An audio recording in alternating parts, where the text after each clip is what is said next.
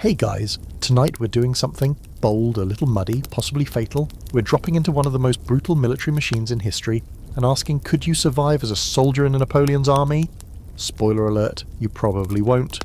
Between dysentery, frostbite, cannonballs the size of watermelons and boots that never fit right, the odds are pretty against you. So before you get comfortable, take a moment to like the video and subscribe, but only if you genuinely enjoy what I do here. Also, drop your city and time in the comments. It's always wild to see where and when people are tuning in from. Now, dim the lights, maybe turn on a fan for that soft background hum, and let's ease into tonight's journey together. It's the year 1804. France has traded its revolution for an empire, and at the centre of it all is one very driven, very busy, very not tall man named Napoleon Bonaparte. You're 9 years old, working on your father's modest vineyard in the Burgundy region. You've never been more than 10 kilometres from home. You can't read. You've never held a musket. And, as of this morning, you're officially a conscript in the Grande Armée. How? A small slip of paper nailed to the church door, drafted. Your name's on it, drawn by lottery. Everyone in the village shows up to gawk as the list is read aloud. Old men clutch their hats. Mothers cover their mouths, and young men, like you, shuffle awkwardly in wooden shoes and try not to cry. Your father gives you a rusted sabre from his old militia days.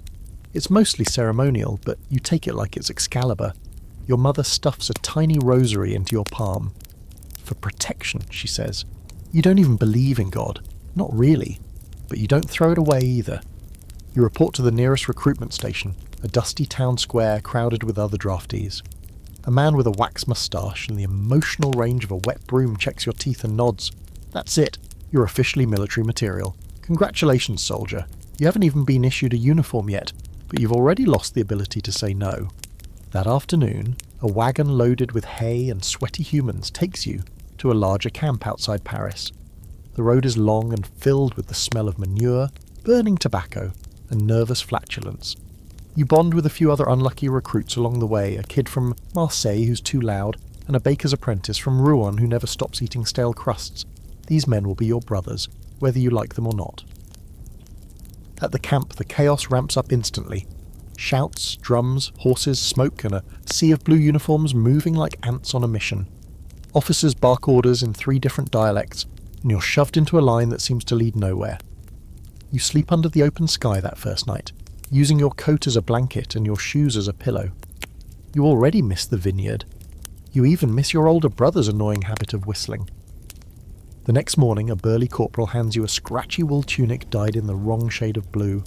It's a little too purple, but it's close enough. Your pants are too short, your boots too big, and your shako, your stiff military cap, is crushing your ears like a nutcracker. You look like a toddler who raided a costume box. Still, the transformation is weirdly powerful. You feel different. Not better, just less you. Within a few days, you're drilled. Hard. They teach you to march in formation, pivot with your unit, and stand perfectly still for hours in the hot sun. Your instructor is a terrifying Alsatian with a nose like a sword and a habit of yelling, "Imbecile," in your face every time you blink. You learn quickly, not because you're disciplined, but because fear is a fantastic motivator. You're handed your musket on a day 6. It's longer than your leg and takes about 30 seconds to load. You're told never to aim directly, just fire in the general direction of the enemy and hope for the best.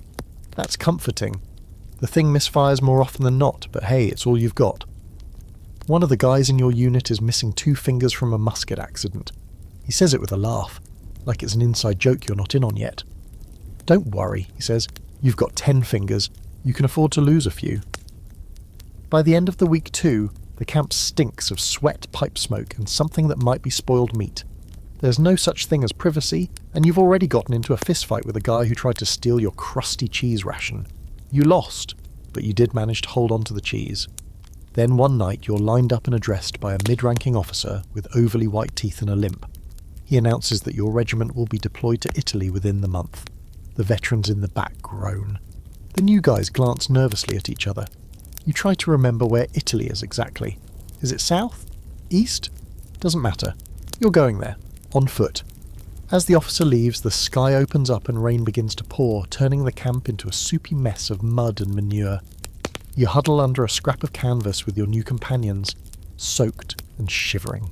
You think about home, about your father's hands, calloused and stained from years of working the vine, about your sister's laugh, about the way the air smells after a spring rain in Burgundy. You're in it now, and it's only the beginning. Historical fact: Napoleon's conscription system, called the levée en masse, pulled in hundreds of thousands of young men, many of them teenagers with no military experience. Quirky fact: some French recruits tried to dodge the draft by pulling their own teeth, thinking they'd fail the health inspection. A surprising number still got in. Open debate. Historians argue whether Napoleon's conscripts fought out of patriotism or raw fear. Some say both, others say neither. You're up before sunrise again, your blanket soaked with dew and your boots still wet from yesterday's storm. The officers don't care. They're already stomping through the mud, shouting roll call and snapping orders like the war's starting in the next 10 minutes. You rub the sleep from your eyes with a hand that smells like gunpowder and mouldy bread. Welcome to military training the French way. They don't waste time on philosophy or ethics here. The first lesson you really absorb is how to not fall over while marching for hours in formation. Sounds simple, it's not. The roads are jagged, your boots are half a size too big, and the guy in front of you smells like pickled onions. You march until your legs go numb and then march a bit more. You're given exactly one break, and during it you drop down into the dirt with a grunt and chew a piece of hard biscuit that could probably break a window. Your teeth ache, but hey, it's calories. By the third day your unit has developed its own scent. A sour mixture of sweat, gun oil, old wine and despair.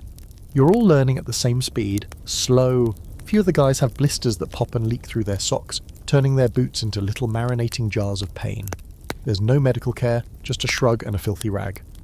Toughen up, says the corporal. You think the Austrians will wait for your blisters to heal? Weapons training kicks in fast. You stand shoulder to shoulder in a firing line trying to load your musket while your instructor times you with a frown. Paper cartridge, bite, powder in pan, ramrod, prime, fire, it takes forever. You're sweating by the end of it. Your first shot misses the wooden target by a generous 5 meters. The corporal doesn't say a word. He just stares at you like he's calculating how quickly you'll die in battle.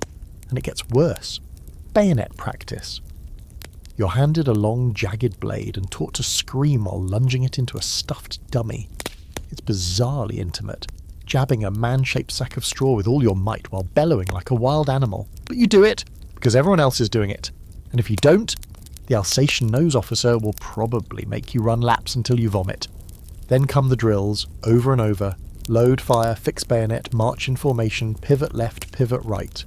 They drill it into your bones until your muscles twitch on autopilot. Someone screws up a step and the entire line pays for it with push-ups in the muck. You hate him instantly, even though he's just as miserable as you.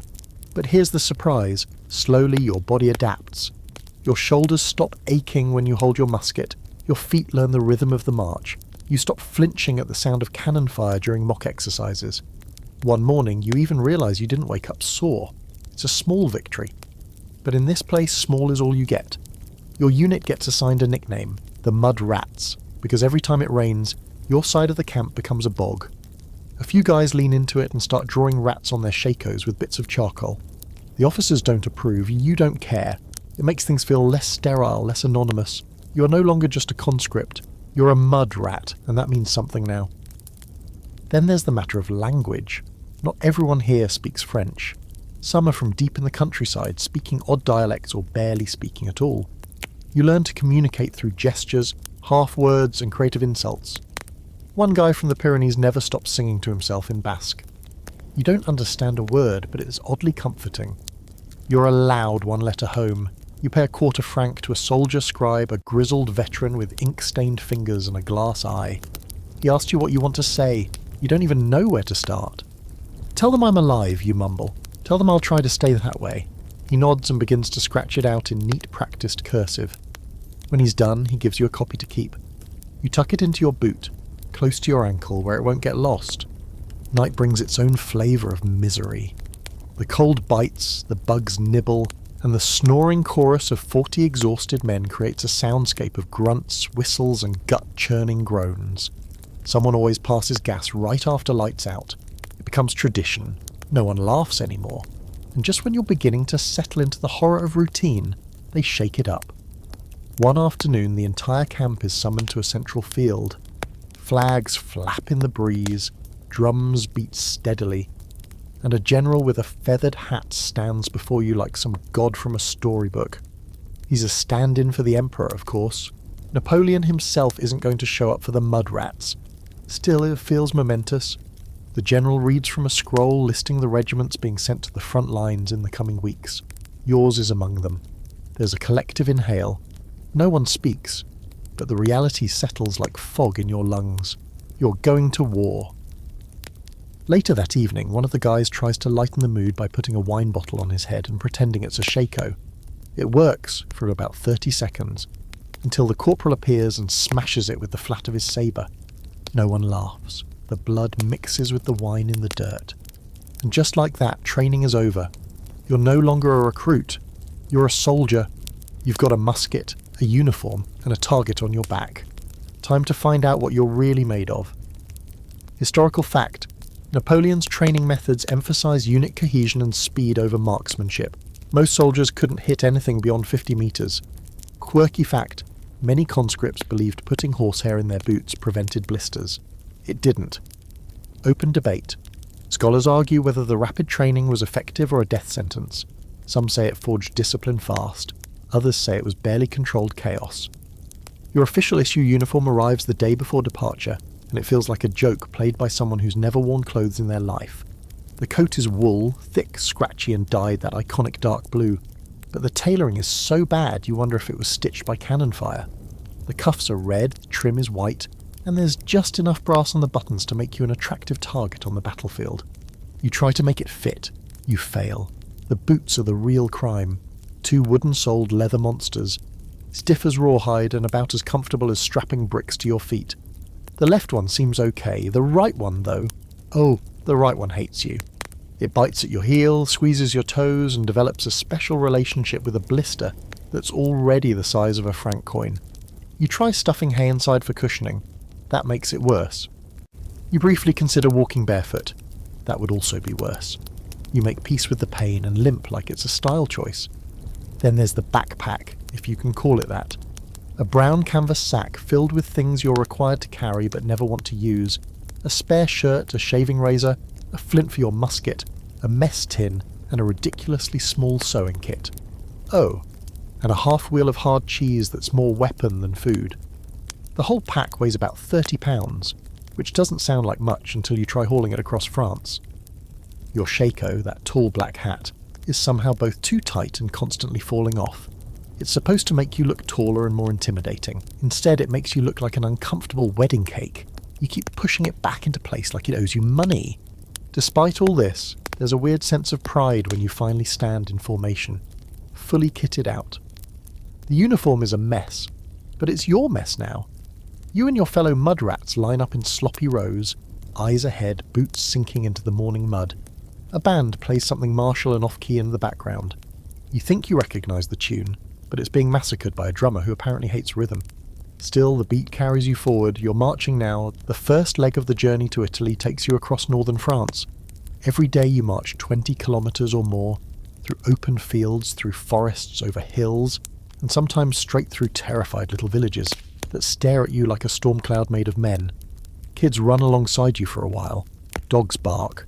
Occasionally someone throws bread or fruit and there's a mad scramble to catch it.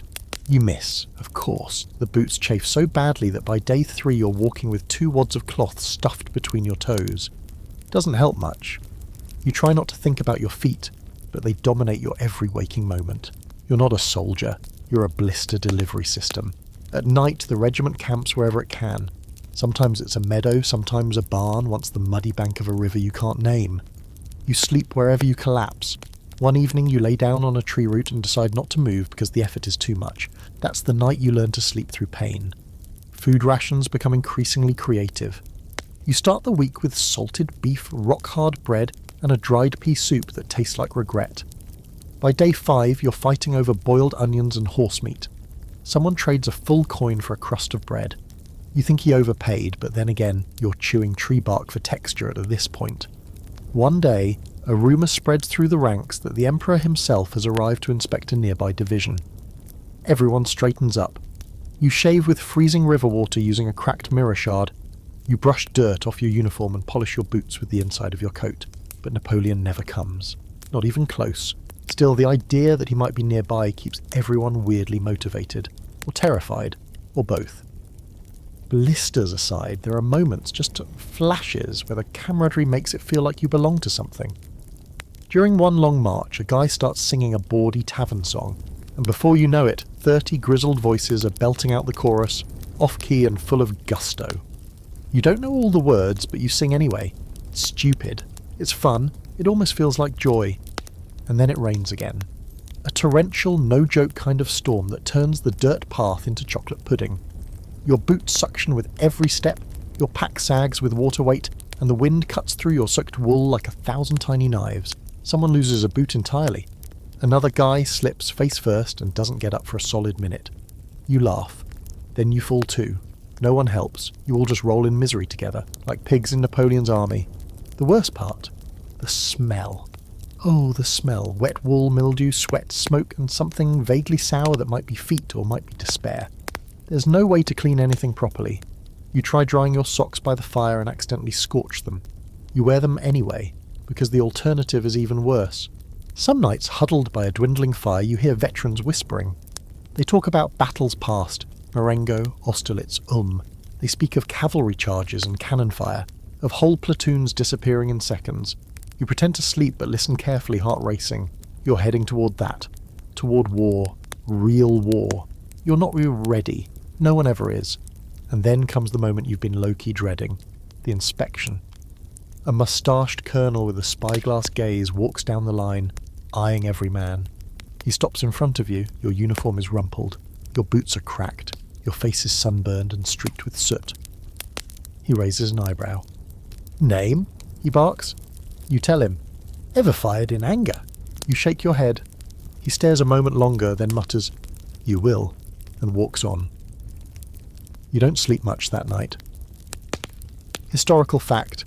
French soldiers were often issued uniforms of mismatched colours and materials due to inconsistent supply chains. Style took a backseat to survival. Quirky fact. Some soldiers wore their boots on the opposite feet to even out the wear. It mostly just caused blisters in new places. Open debate. Some historians argue the poor quality of uniforms was a major contributor to early desertions. Others say the misery forged tighter unit loyalty. The longer you march, the more you start to understand something fundamental. This army, Napoleon's legendary Grande Armée, is held together by discipline, fear, and the sheer momentum of thousands of men too tired to stop moving. There's no such thing as downtime anymore. Even the pauses are filled with shouts, drills, inspections, or worse. Silence thick enough to choke on. The officers don't sleep, or if they do, it's with one eye open and their sabre in hand. And discipline. It's not just a concept, it's a living, breathing thing. You can smell it in the sweat-soaked uniforms and hear it in the bark of commands that leave no room for maybe. Step out of line and you're corrected. Loudly. Step out of line twice and you're corrected physically. The punishment menu is simple and direct. Extra marching, public humiliation, loss of rations. Or, if you're really ambitious in your screw-ups, the lash! You see it happen one afternoon. A young conscript, maybe 15, gets caught sneaking an extra ration of bread. He's starving. Everyone is. But rules are rules. The officers line up the entire regiment, make the boy stand in front of everyone, and strip him down to his undershirt. A leather whip cracks across his back while the rest of you stand frozen, not daring to look away, not daring to look too long either. The boy doesn't cry, but his eyes glaze over. When it's done, he limps back to formation. No one talks to him for hours, not out of cruelty, but because no one knows what to say. That's the moment you understand. Mercy isn't part of the manual. Order is. Even off the battlefield, the rules are brutal.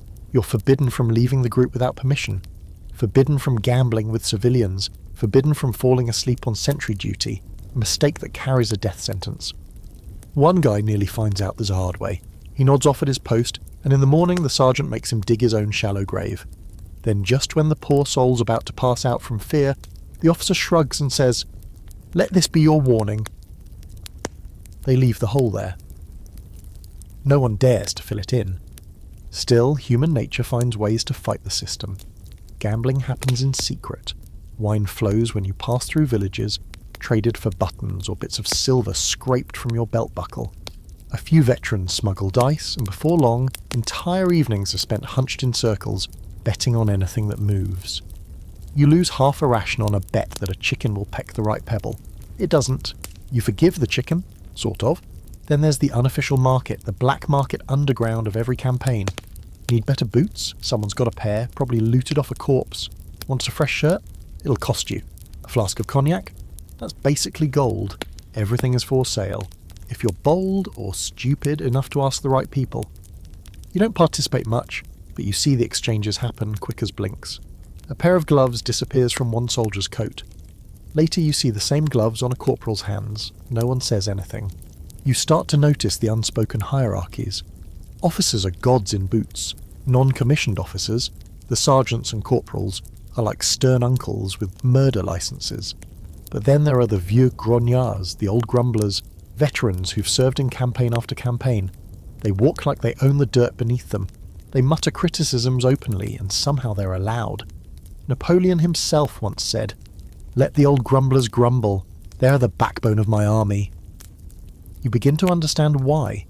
They know things. They teach you how to keep powder dry in a storm. How to fake a stomachache just convincingly enough to skip latrine duty. How to walk so your pack doesn't tear your back apart. One of them, a wiry man named Tissot with half an ear and an eye like a crow, takes a liking to you. He notices your bleeding heel and mutters, "Leather stretches. Soak the boots overnight. Sleep barefoot. Break your feet before they break you." He doesn't wait for a thank you. You follow his advice. It helps. A little. Some nights, if things are calm, you gather them in small clusters around tiny fires, speaking in low tones. The topics vary. Home, women, food, the war. Rumours swirl like smoke. Austria is falling, Spain is a mess. Napoleon's got some secret new weapon, the English are cowards. The Prussians are planning something. No one knows anything, but the rumours help pass the time. You nod along, pretending to know more than you do. One guy tells a story about a soldier who was struck by lightning during a drill and survived. Now he claims he's immune to bullets. You're not sure what to believe, but he definitely walks with a swagger that says, "Go ahead, try me." You spend more and more time in silence. Not because there's nothing to say, but because saying it takes effort, and you're learning to conserve every scrap of energy.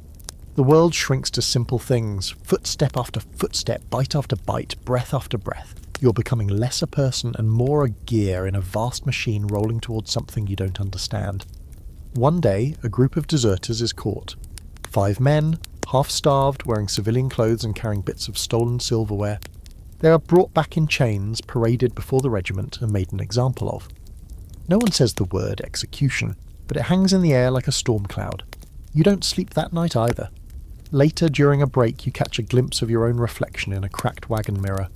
Sunburned skin, chapped lip, eyes that look too old for your age. You blink at the image, it blinks back, unfamiliar. You barely recognise yourself, but you're still here, still moving, still breathing. Discipline might have reshaped you, but it hasn't erased you, not yet. Historical fact. Punishment in Napoleon's army could be extreme, especially for desertion or dereliction of duty, and often included public execution or branding. Quirky fact, some soldiers believed carrying a rabbit's foot or a lock of hair from their loved one could protect them from cannon fire. Unproven, obviously. Open debate. Historians still argue whether Napoleon's strict discipline built loyalty or created a culture of fear. Evidence supports both views, depending on the regiment. You know you've left France when the language shifts around you. Not in your ears. You're still surrounded by French cursing, of course, but in the signage, the street names, and the wary stares of villagers who don't speak your tongue. The landscape rolls out before you, greener and hillier now, dotted with olive trees and stone houses. Northern Italy, Napoleon's favourite battlefield. He won glory here a few years back, and now you're following in his muddy footsteps, trying not to trip on the legend. Your regiment is part of a larger corps moving southeast. You're told that Austrian forces have dug in beyond the Po River. You don't know where that is exactly, but judging from the nervous tone of your commanding officer, it's not going to be a cakewalk. You march faster now, less stopping, fewer fires, orders to come harder and quicker, and the officers' eyes look darker in the morning as if they know something they aren't saying. The locals do not welcome you with bread and wine. They shut their windows, they hide their daughters, they nod with stiff necks. then spit when they think you aren't looking. You get used to it. Sometimes a village offers supplies under duress, usually because the officer has waved around his sabre and used the word commandeer too many times. You watch as entire barrels of olive oil are rolled away, bread baskets emptied, chickens seized, and wine bottles plundered. Your conscience flares at first, then hunger wins. You eat the bread, you sip the wine, you tell yourself this is just how it works. Your first brush with combat is brief, chaotic, and over before you can make sense of it. A forward unit runs into Austrian scouts, shots ring out, drums thunder, you're ordered into position behind a hilltop and told to wait. Muskets loaded, bayonets fixed. Your hand shakes so hard that powder spills down your sleeve. You clutch your weapon tighter and try not to throw up. Then nothing. The enemy pulls back. A false start. You're sent to recover the bodies.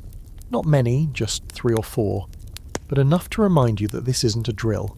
You help drag a man with half a face into a ditch. His hand is still clenched around his musket. It takes 3 tugs to loosen his grip. You dream about that hand for weeks. After that, things move fast. You cross rivers, climb steep trails, sleep on rocks, and eat whatever hasn't gone rancid. The Austrians are retreating, but they leave behind traps, small ambushes, bridges collapse behind them, poisoned wells in a few villages. You learn not to drink from anything that smells too sweet. One of the mud rats doesn't listen and spends a night vomiting blood. He doesn't wake up. You get used to the boom of distant artillery, the thunder of cavalry charges echoing from across hills, and the occasional whiff of smoke from a farmhouse that's mysteriously on fire. The war is always happening, just sometimes a little farther away. And then comes your first real battle. It's dawn and you're freezing in a shallow trench carved into a grassy field. Ahead, the fog is thick and low, clinging to the earth like a blanket pulled over a corpse. Your sergeant paces behind the line, muttering orders and threats with equal volume. Someone sneezes. He's immediately punched in the arm. Silence matters right now. Drums start beating from somewhere behind the fog. You hear shouts, then the sound of boots sloshing through wet grass. The Austrians are coming. Your officer signals, raise muskets. You lift your weapon, the barrel shaking despite your best effort to stay calm. You stare into the mist, eyes squinting, waiting for something, anything. And then they appear, like ghosts. White-coated infantrymen marching in stiff lines, muskets levelled, faces unreadable. You fire. Everyone does. The smoke is instant and choking.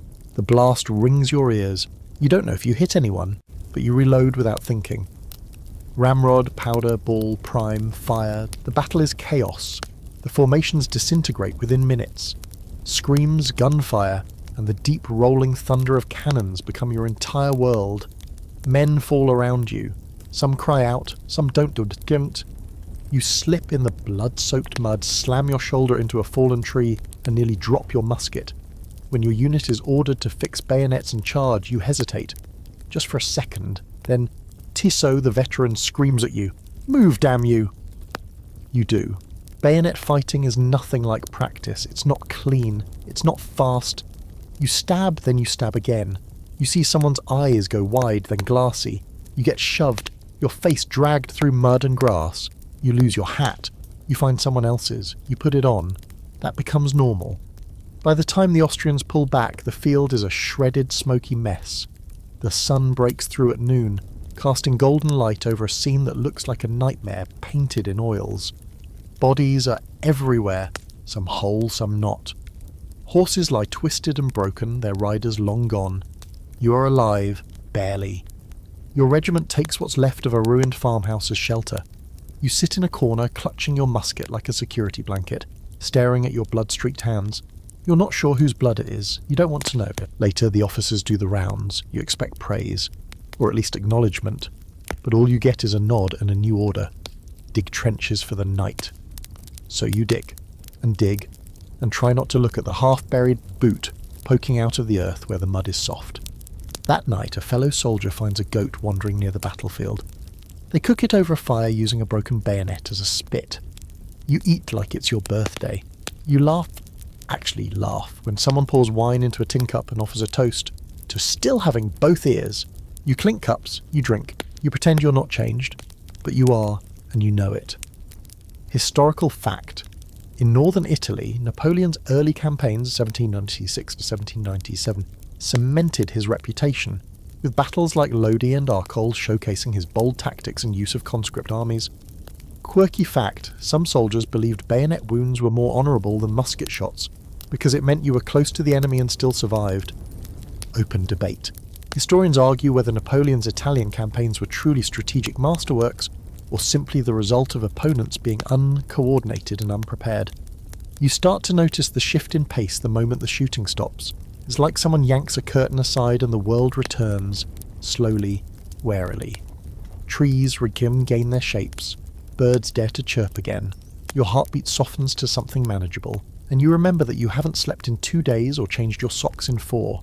That's camp life, the quiet between storms, the stretch of half-normalcy when you're not actively being shot at or screamed at. But don't get too comfortable. Camp is its own kind of battle.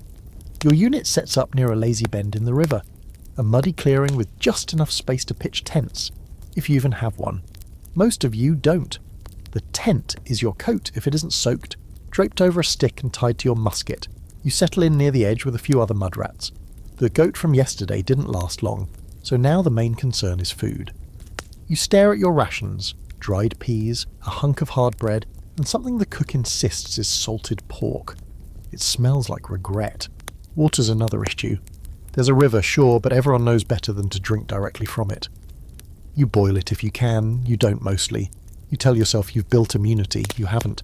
Within days, half the regiment is battling something awful. Stomach cramps, fevers, liquids pouring out of places liquids shouldn't pour, dysentery, the soldier's curse. You learn to dig trenches not just for battle, but for other needs.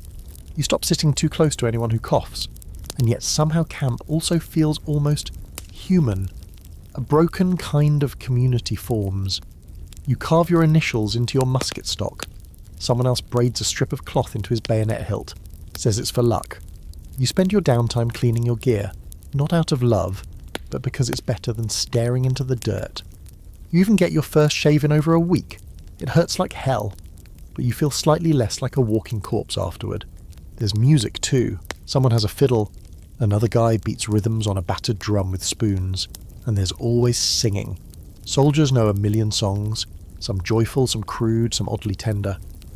One night, a guy named Renaud sings a lullaby he says his mother used to hum. The whole camp goes quiet. For 3 minutes there is no war. Just that voice, soft and a little cracked, curling through the smoke like a lullaby for ghosts. You're not supposed to drink, but you do. Everyone does. There's a bottle of something grape-based that's been passed through so many hands it smells like breath more than wine. You sip anyway. Your head swims. Someone starts talking about what they'll do after the war. One guy wants to open a bakery. Another wants to raise pigs. You say you'll go back to the vineyard, but even as you say it, you feel the lie sitting heavy in your gut. That boy, the vineyard boy, he doesn't exist anymore. You see it in others too. The 1,000-yard stares, the way laughter always seems a little too loud or a little too forced. You catch one guy digging a trench and crying quietly. No one says a word. We all get it. Camp is where you write letters, if you can. You're not great with words, but you ask Tissot to help you scribble one to your mother. Tell her I'm fine, you say. Tell her I'm staying warm. He doesn't even scoff. He just nods, scratches out the words in neat block letters, and hands it over. You fold it twice and tuck it into the cuff of your sleeve. There are no mailboxes. Letters go with couriers, if they make it. If not, well, at least you wrote it. Then inevitably the boredom sets in. Boredom in camp is dangerous. Idle hands throw dice, start fights, steal. You see one soldier tackled after trying to swipe a sack of onions from the supply cart. Another gets caught cheating at cards and ends up with a black eye and a cracked rib. There's no police, just fists and grudges. A new officer arrives, young, fancy, clean boots. He brings rules, curfews, mandatory drills, morale plummets. Someone puts a dead rat in his bedroll. He never finds out who everyone does. Campfire stories start circulating. Some are pure fiction. Tales of soldiers who single-handedly wiped out whole Austrian squads, or of magical bullets that only kill cowards. But some might be true. Like the one about a French courier who got lost in the Alps and lived by eating his own boots, only to be picked up by Cossacks, who let him go because they were so impressed by his beard. You want to doubt it. But then again, you've seen stranger things. Then there's the time a mule kicks a general right in the chest while he's giving a speech, drops him flat, Everyone tries not to laugh. You fail spectacularly. The general doesn't die, thankfully, but he does walk with a limp after that, and no one ever stands behind the mules again. You pick up small survival tricks in camp. Always dry your powder pouch before bed. Never leave your boots outside your reach. Hide a sliver of soap in your belt. Don't eat anything you didn't see cooked over a fire. And always check your blanket for rats. You don't want to know how you learned that last one. Every day more supplies arrive, and with them more recruits, green, nervous, wide-eyed boys who look exactly like you did a month ago. They ask questions. What's it like in a real battle? You want to tell them. You don't. Instead, you just say, don't fall behind, don't trust your boots, don't eat the soup. They nod solemnly, not knowing you've given them the best advice they'll get all week. One morning you wake up to the sound of drums, orders are shouted, boots hit the dirt, camp is breaking. Just like that, rest is over. You roll up your kit, sling your musket over your shoulder and fall into line, back to marching, back to war. You take one last look at the camp before you leave. Smoke curling into a grey sky, broken carts, forgotten scraps of food, a torn glove hanging from a low tree branch like a flag of surrender. You exhale, shake the stiffness from your legs, and start walking. Again. Historical fact. Disease and poor sanitation killed more soldiers than battle in Napoleonic warfare. Dysentery, typhus, and cholera ran rampant in poorly maintained camps. Quirky fact. French troops often nicknamed their lice and fleas, treating them like annoying but inevitable camp roommates. Open debate. Historians disagree whether the downtime between battles helped or harmed morale. Some say it restored mental strength, others that it deepened trauma. There's a rhythm to military life you never noticed before, the rise and fall of noise, the shuffle of boots, the sudden blast of orders like thunder from a cloudless sky. And in this rhythm you're handed something new, your musket, not just as a prop or punishment, but as an extension of your body. Today, finally, they're going to teach you how to use it properly. The Charleville musket weighs nearly 10 pounds and feels like hauling a crooked fence post around. It's flintlock, old tech even by Napoleonic standards, and impressively unreliable. Still, it's what every infantryman carries, and you're going to learn it whether you like it or not. They start with loading drills, bite the cartridge, pour the powder, ram the ball, prime the pan, fire, do it again and again and again. You realise quickly that you're not being trained to aim, you're being trained to reload fast, speed over accuracy. No one's expecting sharpshooters. You're just one part of a wall of fire, a line of 30 men all letting loose at once in a thunderous volley. That volley is your real weapon. Precision? That's for dreamers. After a few hours, your jaw aches from biting into paper cartridges. The powder stings your tongue, a mix of sulphur and saltpeter that leaves your mouth dry and your lips blackened. You start to get the motions down, though your fingers fumble when the officer watches too closely. Once, your flint doesn't spark. You try again. Nothing. Third time, finally, a puff of smoke and a weak crack. Everyone cheers like you just gave birth. Then comes target practice. They line up straw dummies across a field and tell you to aim for centre mass. Don't try to be a hero, the sergeant says. Just hit the general vicinity of human. You fire.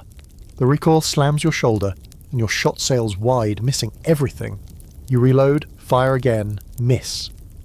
The guy next to you hits the dummy in the groin. Everyone applauds like you won a medal. Eventually you hit your mark, not the centre, somewhere near the knee, but it counts. The sergeant grunts in vague approval. Your shoulder is bruised, your ears are ringing, and your mouth still tastes like ash, but you feel something strange. Pride. You're terrible at this, but you're improving, and that means something. You move on to bayonet drills. This is your true weapon, says the instructor, holding up the gleaming, foot-long blade like a relic. The musket scares them, the bayonet kills them. Then you spend the next 2 hours stabbing sacks of sand and straw until your arms burn and your fingers blister. You learn to lunge and twist, to thrust upward under a ribcage, to use the butt of your musket like a club when the blade gets stuck. It's horrifying, messy stuff. Up close, war isn't heroic. It's breath and blood and panic. Still, you learn. Because what's the alternative? They introduce you to the fire-by-rank manoeuvre next. Your unit forms 3 rows. Front kneels, second crouches, third stands. Fire in order, then reload while the others shoot over you. It looks impressive when done right. You mess it up several times, the timing's weird, the smoke is blinding and you nearly drop your musket trying to reload too fast. The officer shouts something involving your intelligence and a donkey. You don't take it personally. You also get a crash course in artillery, not operating it, just surviving it. You learn how to spot the telltale shimmer of heat before a cannon fires, how to identify the sound of a whistling ball versus a shell, and what to do when you hear it. Hit the ground, stay low, don't move. Of course, by the time you hear it, it's usually already too late. But they don't say that part out loud. One older sergeant walks with a limp and has a nasty gouge above his left eyebrow. He tells you he got it from a musket that exploded in his hands. Too much powder, he says. Blew the barrel out like a muskrat stuffed with fireworks. You take that warning to heart. You start measuring powder with extra care just in case your death doesn't need to be that theatrical. You also get to test out your bayonet skills in mock skirmishes. Half the regiment pretends to be Austrians, and you're ordered to repel them in a staged melee. You jab, parry and shoulder shove your friends like it's a pub brawl with homework. One guy breaks a tooth, another gets winded and throws up in a ditch. You come out of it with a bruised elbow and a fresh respect for just how quickly a controlled situation can spiral into chaos. In quieter moments, you clean your musket with a cloth that used to be part of a shirt. You're told to oil the barrel regularly, keep the lock mechanism dry and never sleep with it pointed at your own head. Seen it happen, someone says. Guy rolled over and gave himself a third nostril. You laugh, then stop. You're not sure if it's a joke. Weapons maintenance becomes part of your daily routine. Load, fire, clean, repeat. You even start naming your musket, like many soldiers do. Something silly at first, Old Spitter, or maybe Lucille, but eventually you settle on Matilda. You don't know why, it just fits. Now when you shoulder her, it feels less like hauling dead weight and more like carrying a weird, angry friend. You're also taught the art of intimidation. Line up straight, eyes forward, don't blink. March with rhythm. Make the enemy think you're one unstoppable wave, even if half your company is hungover and limping. Uniforms get brushed down, brass polished, buttons are lined. It's pageantry with a purpose, fear. Then there's the darker stuff. Officers remind you what to do if captured. Say nothing, never admit your unit, don't give your real name. But if you're wounded and captured, that's luckier than most. Just don't let them bayonet you where you lie, says one grim-faced corporal. The Austrians get twitchy when the mood's bad. It's not all doom.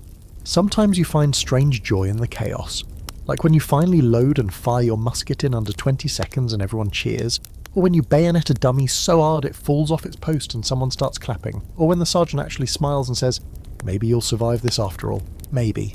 Historical fact, the Charleville musket was the standard French infantry weapon, with a maximum effective range of only about 50 to 100 metres.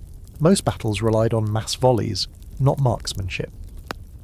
Quirky fact, soldiers often peed on their flints to cool them down between shots, a practice that allegedly made them spark better, though it's highly debated. Open debate.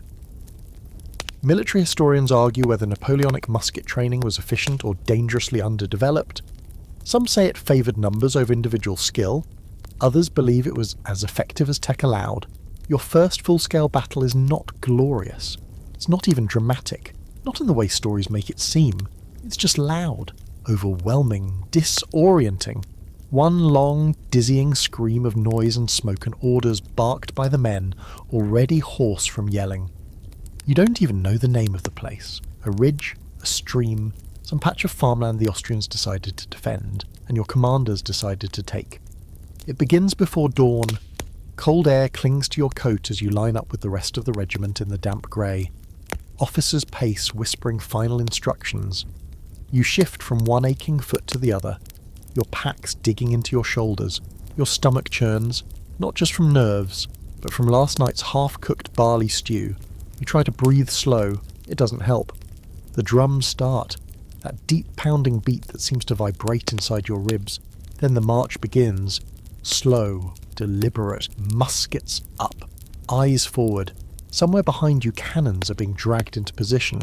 You can't see them, but you feel the tremble in the earth with each movement.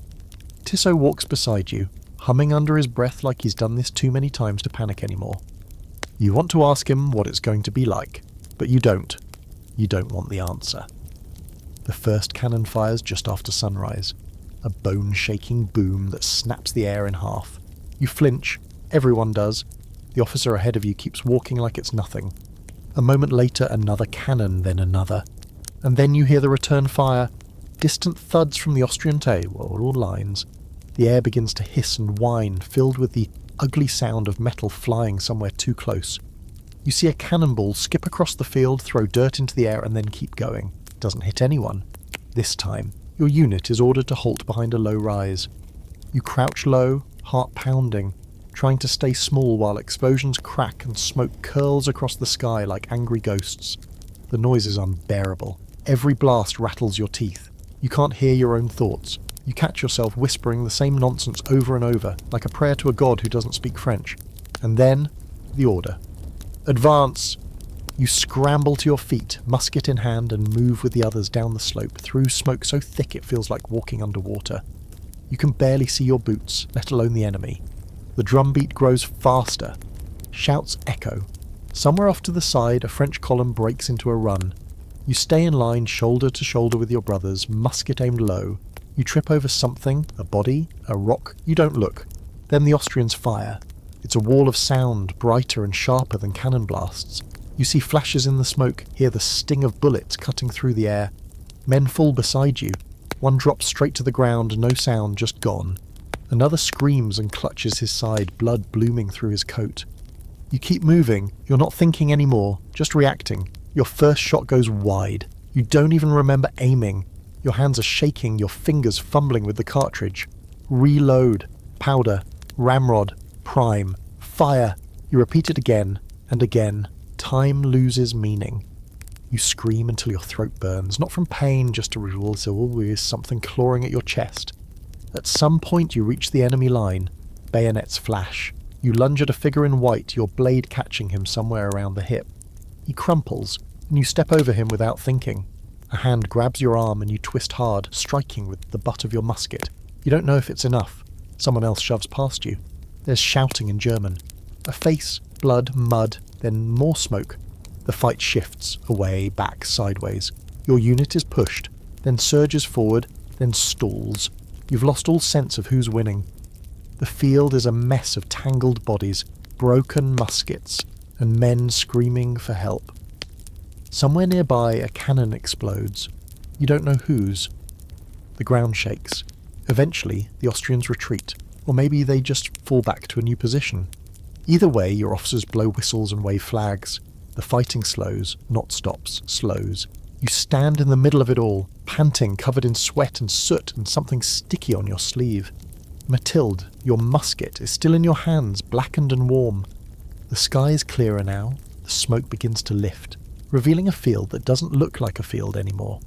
More like a graveyard that hasn't caught up yet. Bodies lie in twisted shapes, some moving, some very still. You step around a fallen horse, careful not to look into its wide, unblinking eyes. Tissot walks up beside you, covered in grime but grinning like a man who just beat death at cards. "Not bad," he mutters. "You still have your head." You nod because words won't come. Your ears are still ringing. Your legs feel like pudding. Later you're ordered to help gather the wounded. You roll over a young man with a gut wound. He's Austrian, barely more than a boy. He clutches a medallion and whispers something over and over. You don't understand him. You just hold his hand until he stops. Back at the makeshift camp, you collapse near a fire. No one speaks much. The new recruits, what's left of them, are quiet, pale. One cries quietly, curled up in his coat. The rest just sit there, haunted. You understand now why veterans look the way they do, why they walk like they're always half expecting the ground to explode beneath them. That night the surgeon operates by candlelight. There's no anesthesia, just brandy and screams. You try to sleep, but the sounds seep into your dreams, wrapping around your thoughts like vines. In the morning the sun rises, bright and indifferent. You're alive. That's the only headline that matters. Historical fact. Most Napoleonic battles were fought in lines and columns with volleys of musket fire followed by bayonet charges. Casualties were often high due to lack of cover and ineffective medical care. Quirky fact, some soldiers carried small blessing coins or hidden charms they believed would stop bullets. Many were found during battlefield excavations. Open debate. Historians still debate whether mass bayonet charges were more psychological than practical. Some argue most foes broke before contact. Others say real melee combat was common and brutal. It happens the day after the battle, when the officers finally confirm what's been whispered for weeks. Napoleon himself is coming, the Emperor, the little corporal, the man whose name is muttered like a spell, or a curse depending on who's saying it. You'd half thought he was more myth than man, some towering idea draped in medals, more likely to appear in a story than on the muddy edge of a war-torn field. But now he's on his way, and the entire camp turns frantic. Everything must be perfect. Uniforms cleaned, boots shined, even the ones with holes in them. Camps cleared, fires doused, broken wagons pushed behind trees. You're ordered to stand in formation for an inspection at dawn, and the tension is so thick it practically sweats from every man's skin. Officers pace like panicked hens. Sergeants grow hoarse from barking the same instructions again and again. Straighten your line, tuck in your shirt, fix that damn bayonet angle. You and the rest of the mud rats do your best. But you still look like exactly what you are. Exhausted survivors. You try brushing the dried blood off your coat, but it only smears darker. Someone finds a patch of clean water and starts spitting into his hand to slick back his hair. Another guy plucks wildflowers and tucks one into the barrel of his musket. No one stops him. Maybe Napoleon likes wildflowers. Who knows? Then, just past sunrise, the camp goes quiet. A dust cloud appears on the road. Drums roll, trumpets blare. And then, there he is, Napoleon Bonaparte. He rides a white horse. Of course he does. Looking like he stepped out of a painting. His coat is deep green, the collar high, gold braid glinting in the sunlight. His hat, the famous bicorn, is cocked forward. He's not tall, that part is true, but his presence, it's enormous. Everyone straightens a little more. You do too, though your back protests with every muscle fibre. He rides slowly down the line, flanked by a handful of guards, all dressed to the nines. You catch a glimpse of his face, sharp features, intense eyes, not angry, just focused, like he's constantly solving 5 problems at once and you're maybe one of them. He nods occasionally, rarely smiles, speaks only when absolutely necessary. When he gets close to your section, your heart does this weird flippy thing. You grip Matilda a little tighter, breathe in through your nose and lock your knees. The air feels heavier somehow, like it knows who's here. Napoleon's gaze sweeps over you, then lingers, just for a second. He nods. That's it. A nod. But you feel it in your bones. That nod might as well be a medal. Tissot whispers, "Don't faint." You don't. Barely. After the inspection, he addresses the gathered regiments from atop a nearby rise. You're too far to hear every word clearly, but the message carries anyway. He speaks of honour, of duty, of the Republic, though that word's doing a lot of heavy lifting these days. He promises glory, food, and strangely boots. The men cheer wildly at the last one. You cheer too, because honestly, you'd kill for a new pair of boots. Then he's gone, trotting off with his entourage, leaving a trail of silence and awe in his wake. That night the camp buzzes with stories. Some say they heard him say their regiment was the finest in the corps. Others claim he looked them dead in the eye. One guy insists Napoleon winked at him. Everyone mocks him mercilessly. But deep down, you're all riding the same strange high. For one brief moment, you are seen. After that, his presence lingers like perfume. Orders start coming faster. Movement picks up. You get the sense that something big is coming, maybe another push deeper into enemy territory. The Emperor doesn't show up for just anything. He's like thunder. You only hear it when the storm's about to break. You learn more about him over the next few days. Not just the myths, but the man. Officers talk in hushed tones about his sleep habits. Up all hours, writing orders by candlelight. He eats little, prefers simple meals, and despises incompetence. He remembers names, entire regiments by heart. He can read a map and predict an army's movements like he's already lived the battle. They also say he's superstitious, that he won't wear green on campaign days, avoids certain numbers, and carries a lucky charm. Maybe a locket from Josephine, maybe something stranger. Depends on who you ask. Not all the stories are flattering. Some whisper he pushes men too hard, burns through lives like musket powder. That he treats conscripts like chess pieces and expects them not to question why. One officer claims Napoleon once told a general, "Soldiers don't think, they march." You wonder if that's true. You hope it's not. Then again, there's no denying his brilliance. Every battle you hear about, the manoeuvres, the feints, the way he splits enemy lines like he's slicing bread, it all points to a mind that sees the world differently. You don't know much about politics or strategy, but even you can tell this man is playing a larger game. One afternoon, you get pulled into supply detail and find yourself near the headquarters tent, a flurry of activity buzzing around it. Officers come and go, messengers on horseback dart in and out.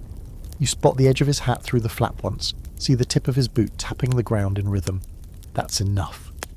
You step back quickly, heart hammering. Being near the Emperor is like standing too close to a bonfire. You feel both honoured and in danger of being consumed. Back in your tent circle, the mud rats take turns impersonating him.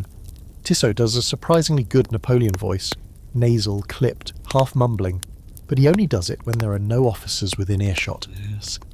You laugh until your stomach hurts. It's the first time you've laughed like that in weeks. Still, his presence changes everything. You march straighter, drill harder. You try not to think about the next battle, but it's coming. You know it, and you know that if you fall, he might not remember your name, but you'll be one of the thousands who helped him make history, or die trying. Historical fact, Napoleon was famously hands-on, frequently inspecting troops personally and often remembering entire regiments and officers by name, earning both admiration and unease. Quirky fact, Napoleon had a lifelong fear of cats, ailurophobia, though he tried to hide it in front of soldiers and officers. Open debate. Scholars still argue whether Napoleon truly cared for his men, or saw them as expendable tools. His personal letters suggest compassion, but his campaigns speak of brutal efficiency. You don't wake up so much as return to consciousness, like a reluctant ghost dragged back into a body that's already aching.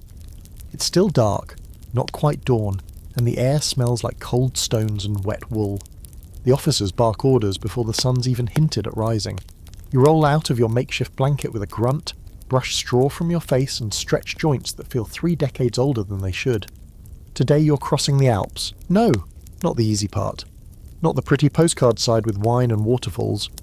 You're going over the military passes, high-altitude, narrow, snow-slicked paths that look like they were designed by someone who hated legs. It's supposed to be a show of strength, a repeat of Napoleon's earlier campaign when he led his army through the Great St. Bernard Pass like some mythological general god. The officers call it glorious. You call it a bad idea with boots. You begin the climb with the rest of your unit in silence, the only sound being the crunch of boots on gravel and the occasional wheeze of someone who didn't sleep well. You didn't either. The wind picks up quickly. At first it's just a stiff breeze, but as you ascend it sharpens into something more personal, like the mountain is trying to shave your face with a dagger. There's no snow at first, just a hard frost coating the rocks like powdered sugar. But within a few hours, you're walking through the real stuff, knee-deep, bitter, and packed so tight it crunches like glass. The trail narrows, hugging the cliffside. One wrong step and you're off the edge. Literally! They lost 3 pack mules this morning. One slipped and took half a supply sled with it. The silence afterward was chilling. You clutch Mathilde close, using her as a walking stick when the trail gets steep. She's cold to the touch, the metal bits biting into your fingers. Your gloves are soaked and stiff and your breath clouds in front of you like a tiny ghost of your former comfort. Visibility drops, fog view rolls in. Your unit becomes a line of vague shapes trudging through a white void. It's beautiful in a way, if you weren't freezing to death. Somewhere behind you a soldier starts singing. Just one, off-key, a song about love and wine and warm feet. Then another joins in, then a third. Soon it's a chorus of frozen misery. The lyrics half forgotten, but the tune strong. You don't sing, you just listen. One boot after another, wondering when your toes stop feeling like toes. Food becomes an issue quickly. You're burning energy fast and the cold makes hunger sharper. Rations are tight, cheese, bread, whatever's left in your pouch. You chew slowly, trying to convince your brain that crumbs are a feast. Someone offers to trade a whole day's pay for a dried apple. The apple's owner refuses. "This is my last luxury," he says, then eats it in front of everyone. No one stabs him, but you all think about it. Nightfall brings no relief. You camp in a snow-covered ravine with nothing but a windbreak made of rocks, and your coat buttoned as tight as it'll go. There's a fire, but it barely registers. You curl in close with your tent mates, sharing body heat and muttering curses that turn into steam. You've never been this cold, not even close. That's when the snowstorm hits. It comes like a silent thief. First a soft flurry, then a blinding, howling nightmare. You huddle under a torn blanket and pray your shelter holds. Men scream orders into the wind, tents rip free. A tree cracks in half and falls near a cook fire. The fire dies. The cold wins. You wake up with a crust of frost on your eyelashes and a pain in your fingers that feels suspiciously absent. Not numb, just gone. That's when you realise you may have frostbite. You're lucky. Some men don't wake up at all. They bury them in shallow pits carved from the snow. You help dig. The ground is frozen solid, so the pits are more like scooped cradles. No ceremony, just a nod and a pile of rocks. You don't know their names. One had a tattoo of a chicken on his forearm. That's all you remember. By the third day of the climb, discipline begins to slip. Men stagger. Some fall behind. One man sits down and refuses to move. His eyes are glassy. He says, "I'll just wait for spring." No one argues. You keep walking, then finally the top. There's no fanfare, no triumphant flag planted in the snow, just a quiet bleak plateau with the sky yawning wide above and Italy's distant valleys far below. You stand there exhausted and filthy, with cracked lips and bleeding heels, and look out over the land you're supposed to conquer. "Worth it?" Tissot asks. You shrug. Your brain's too frozen for philosophy. The descent begins the next morning, and if you thought going up was bad, going down is a lesson in gravity's many personal vendettas. Slippery paths, loose rocks, ice that looks like dirt. A man ahead of you slips, slides 20 feet, and stops only because he crashes into a frozen tree. He laughs when he stands up. You don't. You might never laugh again. But slowly the air warms, the snow thins, trees reappear. So do birds. You see green for the first time in days and almost weep. Almost. The tears would freeze anyway. By the time you reach the base, your boots are ruined, your coat's torn and your face is red with windburn. But you're alive. You made it over the Alps, just like Napoleon did. Just like the legends say. And now you get to fight again. Historical fact. In 1800, Napoleon famously crossed the Alps through the Great St. Bernard Pass to surprise Austrian forces, a manoeuvre that became the stuff of legend, though the real crossing was far less glamorous than depicted in art. Quirky fact, some soldiers believed stuffing garlic or crushed onions into their boots could prevent frostbite. Spoiler, it didn't. Open debate. Historians disagree on whether the Alpine crossing was truly brilliant strategy or an unnecessary hardship chosen for symbolic flair. Some say it paid off, others call it reckless theatre. The Italian countryside greets you not with warm breezes and olive groves like the paintings suggest, but with heat. Heavy, suffocating, completely inconsiderate heat. It's not even noon and you're already drenched in sweat, the wool of your uniform clinging to your skin like a wet sheep. The cold of the Alps is a fading memory. Now your boots squelch with perspiration instead of snowmelt, and the only ice you'll see is in your imagination, probably while hallucinating from dehydration. The campaign has shifted south. You're part of the force being sent to secure Napoleon's grip on the Italian peninsula, where the Austrians keep slipping in like mildew. The Emperor wants speed, so your unit marches fast, sometimes through the night, chasing shadows of enemy troops. You pass abandoned farms, ransacked monasteries, fields trampled by the boots of 5 armies, and villages whose residents eye you like they're deciding whether to flee or poison your stew. You camp one night on the edge of a ruined Roman road, actual Roman. Some of the stones still bear ancient chisel marks, though most are half sunk or missing. Tissot leans on his musket and says, "Imagine dying in a ditch built by Caesar." You don't have the energy to imagine anything. You just nod and try to scrape a tick off your thigh. Then comes the announcement. The army's going to Egypt. You blink. Egypt! The officers confirm it. You're being moved to the coast, then loaded onto ships to cross the Mediterranean. New orders, new campaign, new nightmare. You've barely had time to understand Italy and now you're being dragged across the sea to chase glory in the land of pyramids, sand and, allegedly, mummies. The march to the port is brutal. The heat gets worse. Water becomes a daily obsession. Every stream is suspect, every barrel guarded. You fill your canteen with brownish liquid that tastes like old pennies, but you drink it anyway. Better nausea than dry lips and cracked tongue. At the coast, you see the Mediterranean for the first time. It's beautiful in a distant, untouchable way. Blue as a painted tile and glittering with sunlight. The ships bob in the harbour like tired horses. You half expect them to be majestic. They're not. They smell like salt sweat and wood rot. You're herded aboard with goats, crates, artillery, and enough confusion to fuel a panic. The voyage begins with seasickness. Half the regiment turns green within the first hour. You lean over the rail and contribute to the trail of misery behind the boat. A goat watches you judgmentally. Tissot never gets sick. Stomach like cannon iron, he boasts, chewing something that's probably not food. There's no privacy on board. You sleep elbow to elbow with men who've never bathed voluntarily and now smell like salted onions. The floor is wet, the air is thick, and you start to forget what land felt like under your feet. Days blur together. Food gets weird. Hardtack and dried fish. You gnaw through it like a rat, convinced you're developing a permanent fish skin coating on the roof of your mouth. Entertainment comes in odd bursts, dice games, fist fights. Someone starts painting caricatures on barrels with charcoal. One of them is labelled as Napoleon's Mood, and just shows a thundercloud with a bicorn hat. You laugh harder than you should. Maybe the seasickness is messing with your brain. Finally, after what feels like a month but is probably just over a week, you see the Egyptian coast. It rises out of the sea like a mirage, flat, gold and dotted with strange structures in the distance. Palm trees, crumbling ruins, and yes, pyramids. They're smaller than you imagined, at least from here. But still, you're not in Burgundy anymore.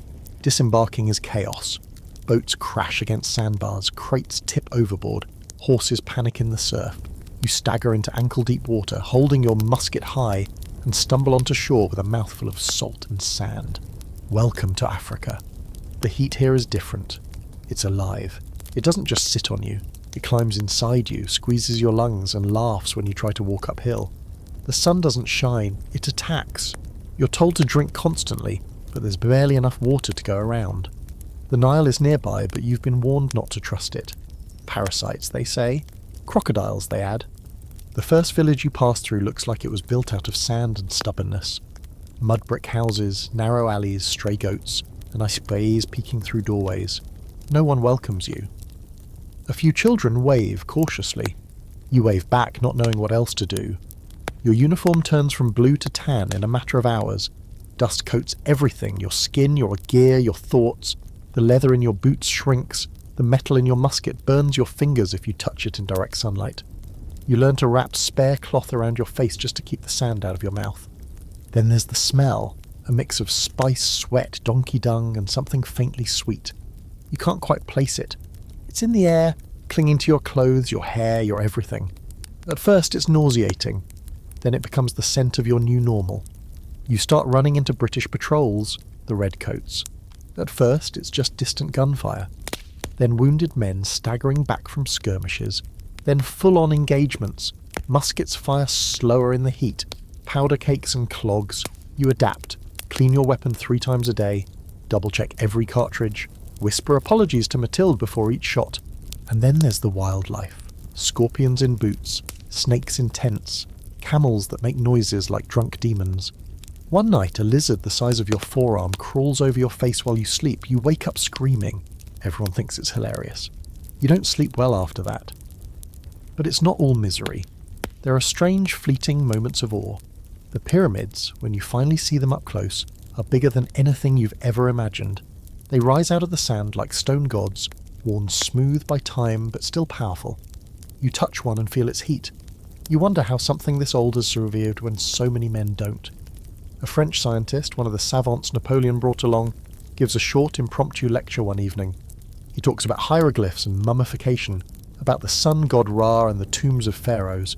You understand maybe one word in 5, but it's oddly comforting to hear someone talk about anything other than war. That night, under the clearest sky you've ever seen, you lie awake watching the stars and realise you are, for the first time, far from everything that ever made you who you were. France is another planet. The vineyard. Your family. Even the Alps seem like a dream now. You're just a speck in the desert, marching towards some unknown point where fate and history intersect and probably explode. Historical fact. Napoleon's Egyptian campaign began in 1798 and was not just a military effort, but also an intellectual expedition.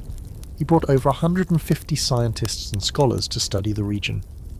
Quirky fact, many French soldiers reportedly tried to cook eggs on their musket barrels in the Egyptian sun. It sometimes worked. Open debate. Historians still argue whether Napoleon's Egyptian campaign was a strategic blunder, or a brilliant gamble that just fell apart due to British naval dominance and local resistance. It doesn't take long for Egypt to start trying to kill you. Not with bullets, not yet, but with its own unique brand of invisible warfare. Within days of marching along the Nile, men begin dropping not from musket wounds, but from fever, from vomiting, from sitting down to catch their breath and never getting back up. Whatever this is, it doesn't wear a uniform. It doesn't need to. You start calling it the curse, half joking, but there's nothing funny about it. Soldiers wake up shivering in the desert sun, sweat pouring off their bodies even as their skin turns cold. Eyes glaze over, tongues swell. The stronger ones can barely lift a musket, let alone march. And when they fall fast. There's no dramatic death scene, no music, just a groan, a slump, and then silence. You've seen battle deaths, but this quiet collapse is something else entirely. You're lucky, at first. Just minor stomach trouble. A few days of cramps and violent trips to the latrine trenches. Everyone laughs when your face goes pale at the smell. Then they stop laughing when they realise they're next. The worst part is, no one knows what causes it. You don't have the word bacteria yet. Germ theory is still a twinkle in some mad scientist's eye. The best explanations are all garbage. Bad air, says one officer. Rotten water, says another. The devil, says a guy who's stopped blinking. And then, like a gift from the gods of reason, you meet Monge. Well, not you personally.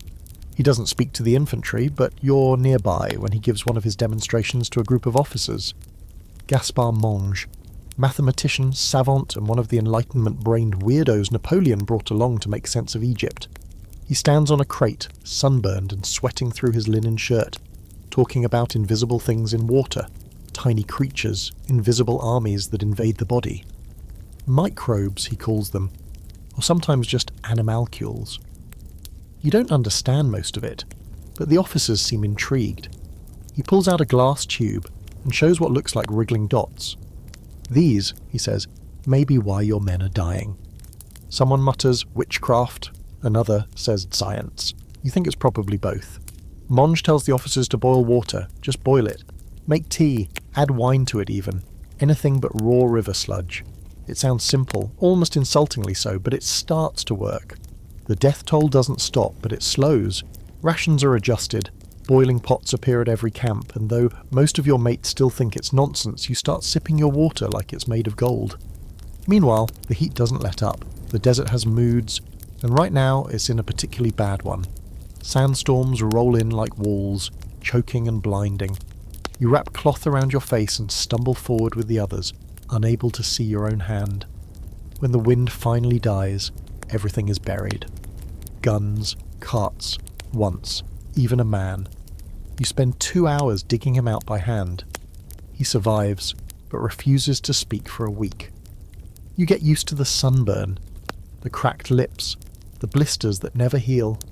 Every day is a dry roast, followed by nights that freeze your breath in your nose.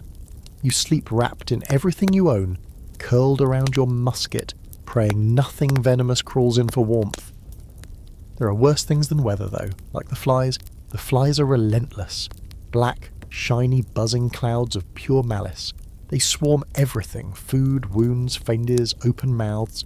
You keep your lips shut during meals now. You've swallowed enough insects for a lifetime. Tissot insists the flies are a punishment from God. You suggest they're just hungry. Either way, they win. Every few days, you're ordered to relocate camp. Some new rumour of enemy movement. Some new defensive position. You cross dry riverbeds, scale dunes, and navigate through half-crumbled ruins that look like they've been holding their breath for 1,000 years. One night you sleep inside a collapsed temple. The walls are carved with gods that look like animals, or maybe the other way around. You try not to think about what it meant to worship a crocodile. Strange things happen here. Men start seeing things. Figures in the distance that vanish when approached. Whispers in the wind that sound like voices from home. You tell yourself it's just exhaustion, dehydration, your own brain playing tricks, but then someone else hears the voices too. "Did you hear that?" says a young soldier one night. "Hear what?" "My mother." You don't respond, you just roll over, clutch your musket and count your blinks until morning. One afternoon you come across a field of human bones. Not arranged, not buried, just scattered like leaves. Some still wear scraps of cloth. Others have musket balls lodged in ribs. You don't know if they were French, Ottoman, Mamluk or local peasants. You don't ask. The officer orders a moment of silence. Then you march on. Supplies are growing thinner. Bread is now a luxury, wine a legend. You eat whatever shows up, camel jerky, roasted beans, figs that are more worm than fruit. One night someone traps a desert fox and roasts it. You take a bite.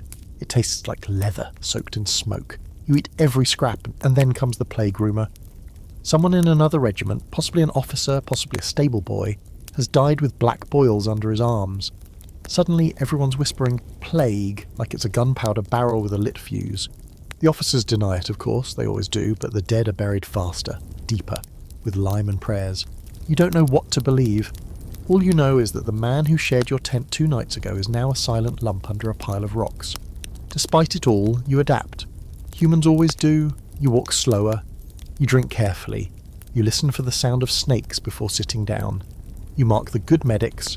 You volunteer for cooking duty just to earn first pick of the edible things. You become a scavenger, a survivor. Napoleon's war in Egypt is supposed to be a bold stroke of genius, a new theatre of conquest. But out here, in the heat and the filth and the silence of the stars, it doesn't feel like history. It feels like limbo, like you've been misplaced in the world's filing cabinet and no one knows how to retrieve you. Still, you're breathing. That's more than some can say. Historical fact, the French army suffered catastrophic losses to disease during the Egyptian campaign, far more than from combat, with estimates suggesting thousands died from dysentery, typhus and plague. Quirky fact, Napoleon brought more than 150 scholars, artists and scientists to Egypt, resulting in the Description de l'Egypte, an enormous encyclopedic work documenting the country's antiquities, animals and culture. Open debate. Historians continue to debate whether Napoleon's interest in Egyptian science and culture was genuine Enlightenment curiosity or a calculated colonialist distraction from his military failures. When the ships finally appear on the horizon, French sails fluttering against a sky gone dull with sand haze, you don't believe it at first. You think it's another mirage, another heat trick. But then the signal drums start and the officers start shouting, and a cavalry scout rides through camp so fast he nearly flattens 3 tents, and suddenly it's real. You're going home, or more accurately, you're leaving Egypt. Whether home still exists in the same shape you left it, that's up for debate. There's no celebration though, no singing, no firelight toasts, just packing, scrambling, lifting, counting, forgetting and swearing. Your regiment has been pared down by half. Some didn't survive the heat, others didn't survive the British. A few simply disappeared, deserted into the endless gold, or lost in the haze of illness and sand. You don't talk about them. The retreat to the coast is quiet. Not solemn exactly, just quiet. Men walk in their own heads now, boots dragging through dust, eyes half-lidded. Even the horses look tired. One collapses mid-march, and no one flinches. The officer just signals for the saddle to be stripped, then leaves the carcass to the vultures. Practicality has replaced grief in your collective vocabulary. Napoleon, of course, is long gone. He left Egypt months ago, secretly, by ship under the cover of darkness and diplomacy. Didn't even tell the whole command structure until he was halfway across the sea. Some call it abandonment, others call it genius. You're too tired to care what it's called. All you know is that he's not here, and you still are. By the time you reach the harbour, it's chaos. Crates stacked high, cannon barrels lying like giant sleeping worms, sailors screaming in 6 languages, and carts crashing into each other in a mad tangle of ropes, mules, and screaming sergeants. You're shoved aboard one of the smaller ships, wedged into the hold with sacks of grain and crates labelled medical, that almost certainly contain nothing useful. The voyage back to Europe is worse than the one out. The sea is angry now, swollen with storms, and the ship rocks with every gust like it's trying to buck you off. You cling to a beam, half delirious with nausea, wondering if this is the part where you die not by bullet or disease, but by bad carpentry and poor navigation. You pass out once, wake up in a puddle of seawater, and find Tissot gently slapping your cheek. "If you're going to die," he says, "try not to do it next to the biscuit rations." You nod weakly. Dignity left you 2 countries ago. When the ship finally limps into port somewhere along the southern French coast, you're not even told exactly where, You smell land before you see it. It's earthy, real, green in a way Egypt never was. You step off the gangplank with legs like wet noodles and kiss the dirt, much to everyone's amusement. You don't care. You'd kiss a goat if it meant never eating sand again. But France has changed. The streets are full of posters, all bearing Napoleon's finstals. His return from Egypt wasn't just a homecoming, it was a takeover. The government, the laws, the balance of power, it's all different now. He's not just the general anymore, he's first consul, soon to be emperor if the rumours are true. There's talk of reforms, of peace treaties, of purges, the revolution you were once told you were defending, that thing with liberty and fraternity and all those songs. It's a museum exhibit now, and you try to process it, but your stomach interrupts you. Food first, then philosophy. You're issued a small pay voucher and told to report to a barracks further north. On the way, you pass villages that look at you strangely, like you're not quite one of them anymore. And you're not.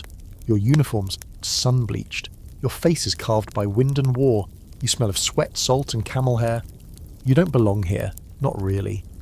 Still, France has some comforts. Real bread, trees with leaves, rain that doesn't try to kill you. You sit under a chestnut tree one evening and feel the first drops of a summer storm. They hit your skin and you almost cry. Not because it's dramatic, just because it's soft. You'd forgotten what soft could feel like. The barracks are more crowded than before. New recruits pour in every day. Some of them are children, barely 16. They look at you like you're a legend. You don't feel like one. You feel like a cracked piece of clay that somehow hasn't crumbled yet. You're given a new coat. Your boots are replaced. Your gear is cleaned. You still carry Matilda. The others switch muskets without a thought. But not you. Yours has been through too much. You even whisper to her as you oil the barrel. You tell her, it's not over yet, because you can feel it coming. Europe's not quiet. Austria's licking its wounds. Britain's still furious. And Prussia's got its eye twitching again. There's news of uprisings in Germany. Whispers of revolution in Spain. And France? France is gearing up for something big. You can feel it in the way the officers bark, in the way maps are spread like battle scars across command tables, in the way Napoleon's name is suddenly spoken like a weather forecast. Napoleon is moving east. You have a choice now, sort of. Re-enlist and you'll be promoted. You're a veteran now. Respected, scarred in the right ways. Or take your tiny payout and try to live a civilian life. Try to go back to the vineyard. Try to pretend you're still the boy who left with calloused hands and a wooden sabre. You sit with the decision for a few days.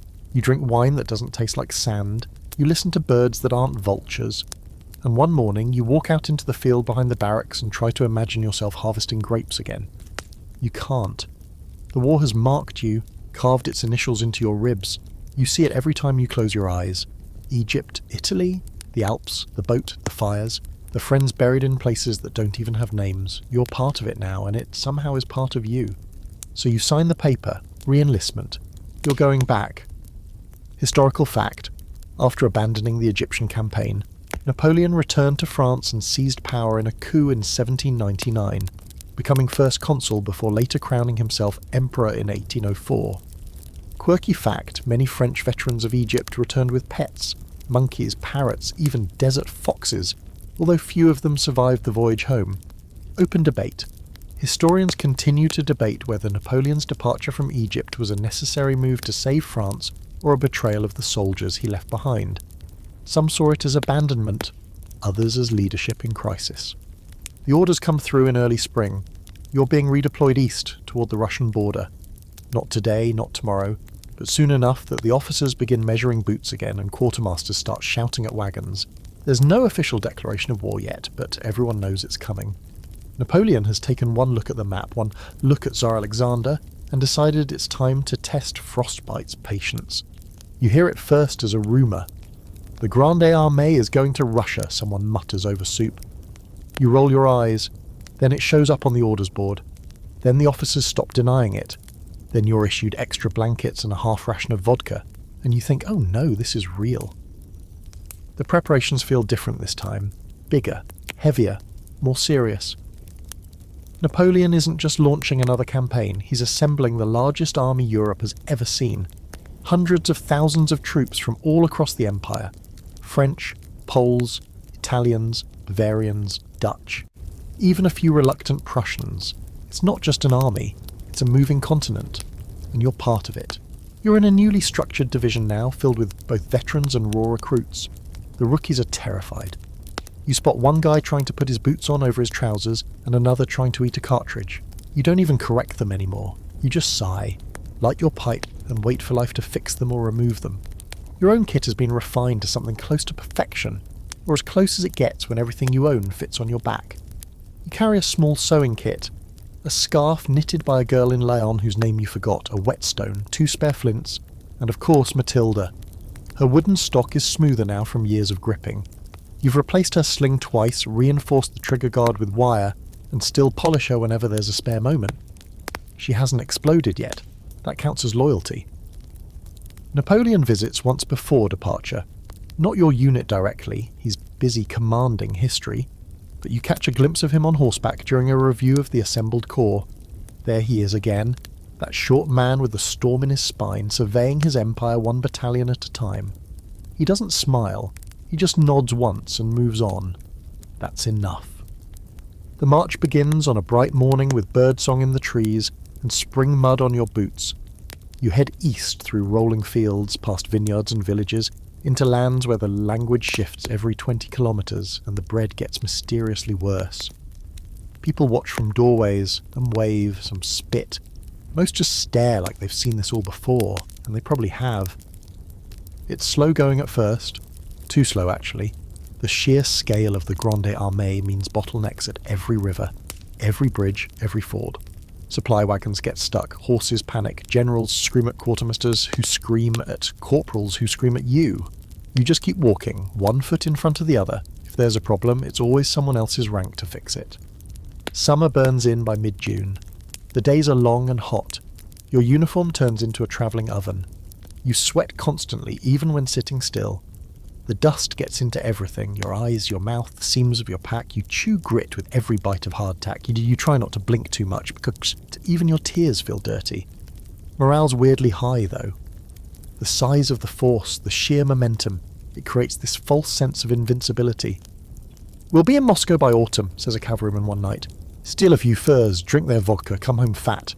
You nod and smile, but deep down something itches at your gut. It's too easy, too confident. And then you reach Poland. Poland is mud and mosquitoes and flat fields that stretch forever. The sun feels angrier here. The insects are louder. The food is worse. You've had stale bread before, but this bread fights back. You bite into a loaf and crack a tooth. The medic shrugs. "Drink more soup," he says. You wish you had soup. There are whispers already. Russian forces retreating ahead of you. Villages abandoned. Fields burned. A scorched path that stretches toward the east like a trail of defiance. The Russians aren't meeting you in battle, they're running, or at least that's what the generals say. "Coward," says one. "Tactical withdrawal," says another. You're not sure who's right. All you know is your boots are falling apart and you haven't seen a proper town in a week. Then comes the thunderstorm. It hits in the middle of a forced march. 1 minute you're trudging along a dusty trail. The next, the sky cracks open like it's been holding a grudge. Rain pours like buckets. The trail turns into a soup of mud, dung, and discarded gear. Wagons sink. Horses scream. Men lose their boots and fall face first into puddles. You slip, curse, and use Matilda as a cane. You shelter under a half-dead tree with 5 other soldiers, all of you soaked to the marrow. Lightning flashes so close you swear it singes your eyelashes. Then thunder hits a heartbeat later, so loud it shakes your ribs. One man starts laughing, hysterical, high-pitched, almost musical. You all join in. Why not? The alternative is crying. When the storm finally ends, the road is a disaster zone. The column is scattered. Half the supplies are missing. The trail ahead is gone, just mud and churned earth. But the orders remain. Forward. You march deeper into lands that feel stranger with every step.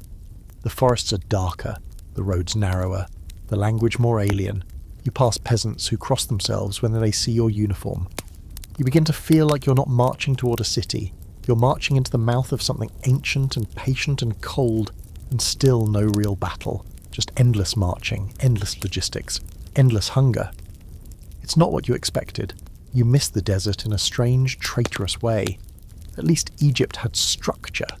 This feels like being digested. You try to write home, but what do you say? Still marching, still sweating, might freeze later. You scratch out a letter anyway, give it to a courier, and hope it goes somewhere other than a ditch. The nights get colder now, slowly, subtly. The stars hang lower in the sky. You sleep wrapped in your coat, curled around your memories. Russia is out there, waiting. Historical fact, the 1812 invasion of Russia involved over 600,000 troops, the largest military force Europe had seen up to that point, though logistical chaos began almost immediately. Quirky fact, Napoleon insisted on bringing a large supply of silver-plated tableware and fine wines for the Russian campaign, believing he could maintain aristocratic habits in the field. Open debate. Some historians argue Napoleon underestimated both the Russian scorched earth strategy and the terrain itself. Others claim he simply overestimated the speed of his army and the Russian willingness to engage. Moscow is on fire. You smell it before you see it. Smoke thick in the wind, acrid and greasy, as if the earth itself is smouldering under a wet blanket of ash. The city flickers in the distance, golden domes catching the sunlight through curtains of black haze. At first, some of the men think it's cannon fire. A battle. Maybe the Russians are burning their powder. But then the truth slithers in like a bad dream. They've torched their own capital. You stand on a low hill overlooking the city, mud up to your calves, jaw slack. Is that normal? Someone asks. No one answers. How do you explain a nation burning its heart just to keep you from having it? The Russian army's gone, vanished deeper into the countryside, dragging the war eastward like a bleeding carcass. And now you're here, sort of victorious, completely uninvited, and standing outside a city that clearly didn't plan on throwing a welcome party. The march into Moscow is eerie. No music, no cheering, no resistance either. Just emptiness, echoing off cobbled streets and silent plazas. You enter in formation, bayonet fixed, eyes sweeping the windows for snipers who never show. The buildings loom tall and elegant, their onion-domed churches watching with inscrutable stares. It feels like a city-sized tomb. Your unit is assigned quarters in what used to be a nobleman's estate, a crumbling stone manor with cracked windows and furniture piled in corners like barricades. Someone finds a piano. Tissot plays a single off-key note, then slams the lid. Too quiet, he mutters. You agree. At first there's food, abandoned pantries, cellars stuffed with preserved fruit, even a few wine stores left unlooted. You eat better in the first 3 days than you have in weeks. Dried meats, real sugar bean, even fresh bread from a hidden bakery. Morale spikes. You tell yourself this wasn't such a terrible idea after all. Then on day 4 the fires begin again. Not just stray embers now, blazing infernos, devouring entire blocks in a single night. Some are set by retreating locals, some by arsonists hidden among the stragglers. Some, maybe just sparks and fate. But the result is the same. Whole neighbourhoods gone in hours. You're roused from sleep by screaming horses, walls glowing red, smoke choking the hallways. You grab Mathilde and run barefoot through a garden choked with ash. Your breath rasps in your throat. The sky glows like a furnace. Fire doesn't play fair. It swallows the living and the dead, the rich and the poor. You see a man running with his hair aflame. Another trying to drag a chest of silver through the flames, then dropping it and disappearing. A barrel of gunpowder explodes 2 streets over, raining wood and blood into the yard. The next day you patrol the wreckage. Half the city's gone. Rubble and ruin stretch as far as the eye can see. What's left is looted. No more wine, no more bread. Rats, now, that's what remains. And fire-blackened walls that creak when the wind passes through. The officers say to hold your ground. Napoleon is still here. That's enough to keep you standing. Barely. You see him once in passing, riding through the ruins with a distant look, as if trying to piece together the puzzle of a city that killed itself just to spite him. He doesn't wave, doesn't speak, just watches the smoke and rides on. Soon after, the sickness begins again. This time it's different. Less dramatic, more cruel. Cold creeps in, men start coughing, then shivering, then coughing blood. You pile extra blankets onto your cot, doesn't help. Your toes sting, then they go numb. You keep moving, hoping that movement counts as heat. The first snow falls quietly, like an apology that arrives too late. You wake one morning to find the city powdered in white. It's beautiful, until you step outside and your breath turns to mist and your fingers start to burn. The horses are wrapped in anything you can find. Torn tapestries, curtains, sheets ripped from highborn beds. You wrap your boots in rags and march through snowdrifts like you're walking through flour. And all the while, the waiting continues. What are we doing here? Are we holding Moscow? Occupying it? Are we going home? No one knows. Rumours spread like disease. Napoleon is negotiating. No, he's retreating. No, he's planning a winter attack. No one has answers, only opinions. You start writing your will just in case. You don't know if your mother's still alive, if the vineyard's still standing, if France even remembers this campaign. All you know is that you're cold, hungry and trapped in a ghost city on the edge of the world. One day, your unit is ordered to clear a warehouse. The building is half collapsed, filled with frost-covered crates. You pry one open and find books, hundreds of books, in Russian, French, Latin, some with gold leaf bindings, all frozen solid. You flip through one and it crumbles like dry leaves. You almost laugh, you almost cry. That night someone steals your boots. You wake up to find your feet exposed, your toes purple. You rage, you threaten. You limp through the barracks screaming curses until an officer threatens to shoot you for disturbing the peace. Peace, you spit, what a joke. Eventually, someone pities you and gives you a spare pair, 2 sizes too small, and one of them has a hole in the heel. Still you bless them. You would have blessed the devil himself for dry boots. Days pass, then weeks. Napoleon waits for a peace offer that never comes. The Tsar doesn't blink. Moscow keeps burning. The food runs out again. You eat whatever you find, pigeons if you're lucky. Leather if you're not. You boil a belt once. It tastes like despair and salt. And then, finally, word comes. You're leaving. Not retreating, the officers insist. Redeploying. You snort at the word, but it doesn't matter what they call it. You're going to march out the same way you came in, tired, wounded, and now with frost in your blood. You look back at the city as you prepare to leave. Blackened domes, icy ruins, smoke still rising from the wreckage. A once mythical capital reduced to a monument of ashes and echoes. Moscow didn't defeat you in battle, it just waited for you to rot. Historical fact. After Napoleon's army entered Moscow in September 1812, the city was set ablaze, whether by Russian saboteurs or accidental fires is still debated, leaving little shelter or supplies for the French army. Quirky fact, some French soldiers wrote poems and songs about Moscow's burning, including one tune sarcastically titled The Russian Hospitality. Open debate.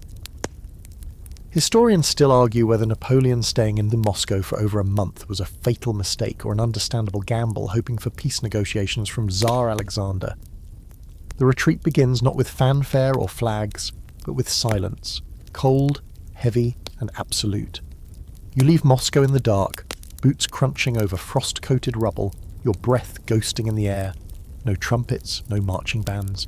Just the shuffle of thousands of broken soldiers dragging themselves east to west with hollow eyes and half-healed wounds. You don't look back at the city. What's the point? The fire took the rest of it. The first day isn't so bad. You're marching, yes, but at least you're moving. The stench of death is behind you, the cold manageable. Your pack digs into your shoulders, but you've learned to live with that. You feel almost optimistic, foolish in hindsight, because by the second day everything begins to unravel. The temperatures drop like a punishment. Snow falls again, not in picturesque flakes, but in thick, wind-blown sheets that sting your face like sandpaper. The road becomes a churned-up ribbon of ice and mud and trampled corpses. The supply wagons fall behind almost immediately. Horses collapse and are left where they fall. You pass one lying in a ditch, eyes glazed over, hooves twitching slightly. You consider shooting it. You don't have the powder to spare. Food becomes a memory. The rations are gone within the first week. You chew leather straps, raw grain, frozen beetroot when you're lucky. Some men melt snow just to taste something. You see a soldier boil a scrap of parchment. Another gnaws at his glove. When a horse drops nearby, people descend like flies. It's ugly, it's fast, it's necessary. You keep Matilda strapped to your chest now, hidden under your coat, not because you expect to fire her, but because she blocks the wind. Her metal bites your skin, but you welcome the pain. It's the only warm thing left. Discipline is the first casualty.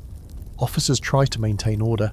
but it's like herding ghosts. Men drift off in the night, vanish into the snow, or simply sit down and refuse to get up. No one drags them back. You all know what happens to the ones who stop walking.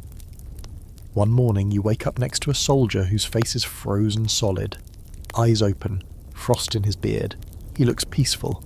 Too peaceful. You shove him gently. Nothing. You cover his face with his blanket and move on. The cold becomes its own kind of enemy. It stops your fingers from tying knots, makes your skin crack open like old parchment. Your lips bleed. Your joints lock. You stop feeling your toes and start praying that's not a bad sign. You've heard the stories. Black skin, brittle bones, limbs snapping off like branches. You try not to think about it. Tissot wraps his legs with strips of sheepskin scavenged from a dead mule. You envy him. You've got rags and a pair of boots that squeal when you walk. He doesn't talk much anymore. None of you do. Every word is stolen breath. Then the Russians return. Not in force at first. Just little stabs. Cossack patrols who hover on the flanks like vultures. You see them sometimes, dark shapes on horseback, gliding through the snow like predators. They don't attack unless they see weakness. Stragglers, small groups, wagons stuck in the mud, and they strike fast, leave faster. No uniforms, no mercy. One night, your rear guard disappears. Just gone. No shots, no screams. The next morning you find their blood smeared across the snow like spilled ink. The message is clear. You're not alone out here. It gets worse. Frostbite claims 12 men in a single week. You watch as a corporal loses 3 fingers, snapping off like rotten carrots. The medic, if he can still be called that, tries to wrap the stump. Gives him a swig of something strong and mutters, "It'll stop bleeding eventually." You stop watching. Starvation becomes routine. You ration a hard biscuit for 3 days. A guy offers you a button in exchange for a crust. You don't take it. Not because it's unfair, just because the crust isn't yours to trade. Theft is rampant now. Food, boots, blankets. One night someone tries to steal your coat while you're sleeping. You wake up swinging. He runs. You don't see him again. You're not sure if he died or just found a better coat. The dead pile up faster than you can bury them. Eventually no one tries. You just step around them, over them, through them. Snow turns red, then brown, then white again. Some nights there's music. Not real music. Hummed tunes, warped lullabies. Someone plays a broken flute for a while until it snaps from the cold. Someone else whistles a tavern song through cracked lips. You try to remember the words. You can't. They froze off with the rest of your old life. Then comes the river, the Berezina. It's supposed to be your way out. One last crossing before safety. Before Lithuania. Maybe Poland. Maybe home. But the Russians are waiting. You see their lines across the river. Cannons dug in, bayonets flashing like icicles. You also see the engineers.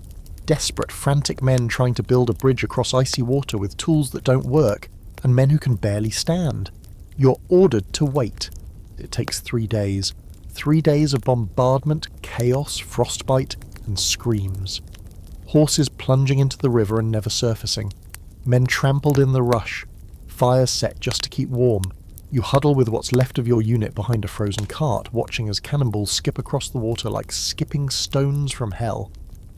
You finally cross on the 3rd night, crawling over a half-frozen bridge that creaks with every step. You don't look down. You don't think. You just move. Tissot is behind you, one arm clutching your belt. He doesn't let go. If he had, he might still be out there. When you reach the far side, it doesn't feel like victory, just distance. A few days later, you look around and realise your regiment is gone. Not disbanded, just gone. Of the men you started this march with, maybe 10 remain, maybe fewer. No one counts anymore. Numbers are too sharp. You walk on, because what else is there? Historical fact, the retreat from Moscow in 1812 is considered one of the most catastrophic in military history. Of over 100,000 troops who entered Russia, only around 100,000 made it out. Quirky fact, French soldiers reportedly cooked and ate their leather equipment, belts, boots, even cartridge boxes, during the worst phases of starvation. Open debate. Some historians argue Napoleon should have turned back sooner, while others say he was already too deep in Russian territory, and that Tsar Alexander's refusal to negotiate left no safe option. The world feels quieter now, not peaceful, just hollow, as if even sound has abandoned you. You march west through fields that used to be villages, past trees that look like skeletons, under skies that never seem to change. The snow crunches beneath your boots, except when it doesn't. Except when your foot punches through a layer of ice and you go tumbling again, cursing every god, every monarch, every fool who ever thought invading Russia in winter might be a good idea. Your unit, what's left of it, isn't really a unit anymore. You're a handful of men huddled together by habit and memory. No flags, no drums, no sergeants bellowing orders, just familiar faces with sunken eyes and limbs wrapped in anything vaguely cloth-like. You stopped saluting weeks ago. You'd salute a dog if it offered you a crust of bread. Tisso's still with you, though he's been coughing blood on and off since the Berezina. He keeps saying he's fine, which means he's not. You walk beside him anyway, close enough to catch him if he slips again. The road is a ribbon of churned ice and shattered bones. You stop looking down, there's no room left in your heart for more ghosts. Food is a game now, a twisted scavenger hunt with no prizes. You raid barns and burned out cottages. You fight rats for crumbs. You suck marrow from frozen animal bones like it's ambrosia. One night a man cooks a stew that smells almost good, until someone finds a human tooth in it. No one says anything. You eat anyway. You chew slowly. Conversations change. Less talk about home, more about boots. Whose feet are holding up? Who's got dry socks? Who found a scrap of blanket in the last village? You learn to trade. One man gives away his musket for a half-loaf of rye. Another swaps his gloves for matches. No one's fighting for medals now. They're fighting for boots without holes. Letters from home are impossible. You tried writing once and scribbled something on a scrap of parchment with frozen ink and numb fingers. But there was no courier, no envelope, no plan. You folded it up and kept it in your coat pocket. Maybe someday, if you live, you'll hand it to someone and say, "Here, I tried." You dream strange dreams now, about heat, about wine, about lying in a bed without waking up to the wind howling like a pack of wolves. Sometimes you dream of the vineyard. Not the real one, your memory of it. The rows straighter, the soil richer, your mother's laughter a little louder. When you wake up, it feels like someone's stolen it from you again. The dead don't get buried anymore. There's no time, no strength. You just drag them off the path, cover them with snow, sometimes not even that. Tissot says the Russians will find us all in spring blooming like rotten flowers. You laugh, but it's not really funny. Nothing is. One day, you find a barn that hasn't been looted. Inside are 6 chickens, actual chickens, living and clucking and unaware of their lottery win. You and 4 others stare for a full minute, afraid to believe. Then chaos, feathers, screaming, you win one, you kill it. You cook it with melted snow in a dented canteen cup.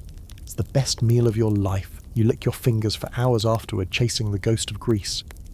A week later, Tissot stops walking. He doesn't collapse, doesn't cry out. He just halts mid-step, turns to you and says, "I think this is it." Then sits down in the snow.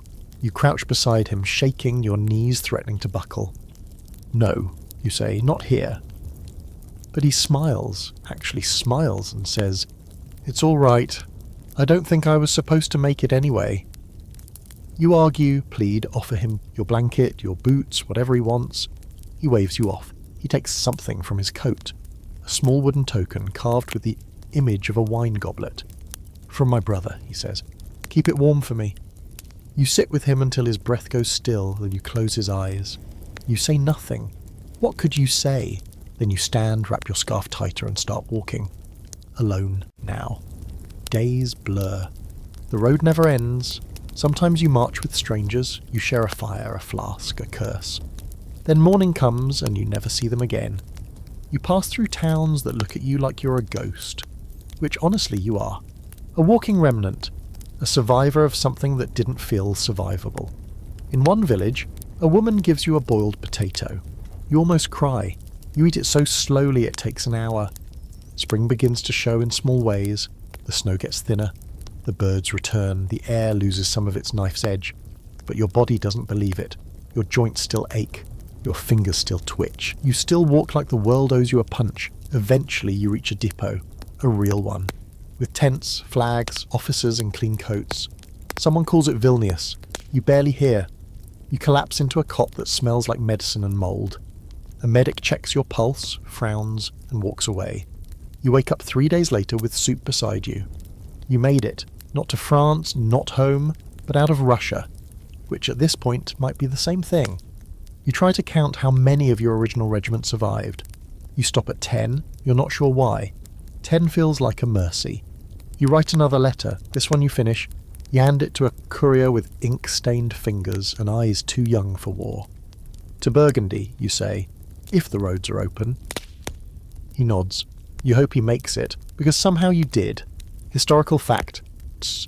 During the retreat from Moscow, soldiers who could no longer walk were often left behind to die in the snow. Frostbite, starvation and disease killed tens of thousands more than battle did. Quirky fact.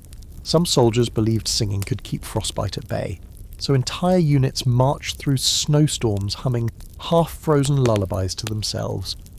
Open debate. Historians differ on whether the retreat could have been managed better with different logistics, or whether it was doomed the moment Napoleon chose to stay in Moscow past September. They come at dawn when the fog is still low and your breath curls in front of you like a slow-dancing ghost. You've barely stepped away from the depot at Vilnius, your body's still aching from rest it didn't want to end, when the hiss and sound of hooves cuts through the morning quiet. Not French hooves, not Polish allies. These hooves gallop too fast, too light. They don't march, they hunt. Cossacks. You hear the cry before you see them, a sharp, guttural howl that pierces the silence like a blade. Then the shapes emerge from the mist, men on horseback, wrapped in fur, sabres flashing, rifles slung over shoulders, moving like wolves on wings. No banners, no warnings, just speed and fury, yet you barely have time to react. The column scrambles, someone screams, form up, but it's too late. Half the men around you scatter like frightened cattle, boots slipping in the slush. You try to grab your musket, but your hands are clumsy, frozen from the night. Mathilde jerks in your grip, heavy and slow. They're on you in seconds. You don't fight. Not really. You lift your musket, swing once, maybe twice. You catch one rider on the shoulder, he snarls and veers off, but another circles around and swings the flat of his blade into your side. The world tilts. You go down hard, snow and mud filling your mouth. There's shouting, gunfire, then silence. When you come to, it's still foggy. Your hands are tied behind your back, wrists throbbing from the rough rope. You're surrounded by others, captured French soldiers, some wounded, some just staring blankly. One man is sobbing, another hums to himself, an eerie little melody that sounds like something a child would sing on a swing. The Cossacks say nothing. They just ride around the group, keeping you all moving. No one tells you where you're going, because why would they? You're not soldiers anymore. You're meat on a leash. The first few hours are a blur. The cold is numbing, the rope burns into your wrists, and every step threatens to undo what little strength you've rebuilt. A few men collapse early on. The guards barely glance at them. You don't see those men again. Food? Once a day, maybe? A piece of black bread, a cup of tepid water that tastes like rust. Sleep? When you're lucky enough to be allowed it. Usually you're huddled against a fence post or tree, tied together with the others like firewood. One night it snows and you wake up with your mouth frozen shut. You have to peel your lips apart just to whisper curses into the dark. You keep hoping someone will come. French cavalry, partisans, a miracle. No one comes. Instead, you're marched deeper into Russian territory, past villages with unfamiliar names and houses made of crooked wood. Locals stare at you with hard faces, sometimes spitting, sometimes tossing mouldy cabbage. Occasionally someone throws a rock. It lands with a thud against your shoulder. You don't react. You're too tired to dignify it. The guards rarely speak. When they do, it's in Russian, or something close to it. You catch words like prison, camp, march. You figure out the important part. You're going to a prison camp. How far? Who knows? Days blend together like muddy ink. The worst is the cold. It gets into your bones now, lives there. Even when you huddle close to the others at night, you shake. Some men stop talking entirely. Others talk too much, their minds fraying like torn cloth. One tells you he's Napoleon. You don't correct him. Maybe it helps. One day, the column stops near a wide clearing. A small village squats at the edge of the woods, and beyond it a large wooden compound, low fences, guard towers, a crooked chimney belching black smoke. The camp. You're herded inside through a gate that creaks like it resents the effort.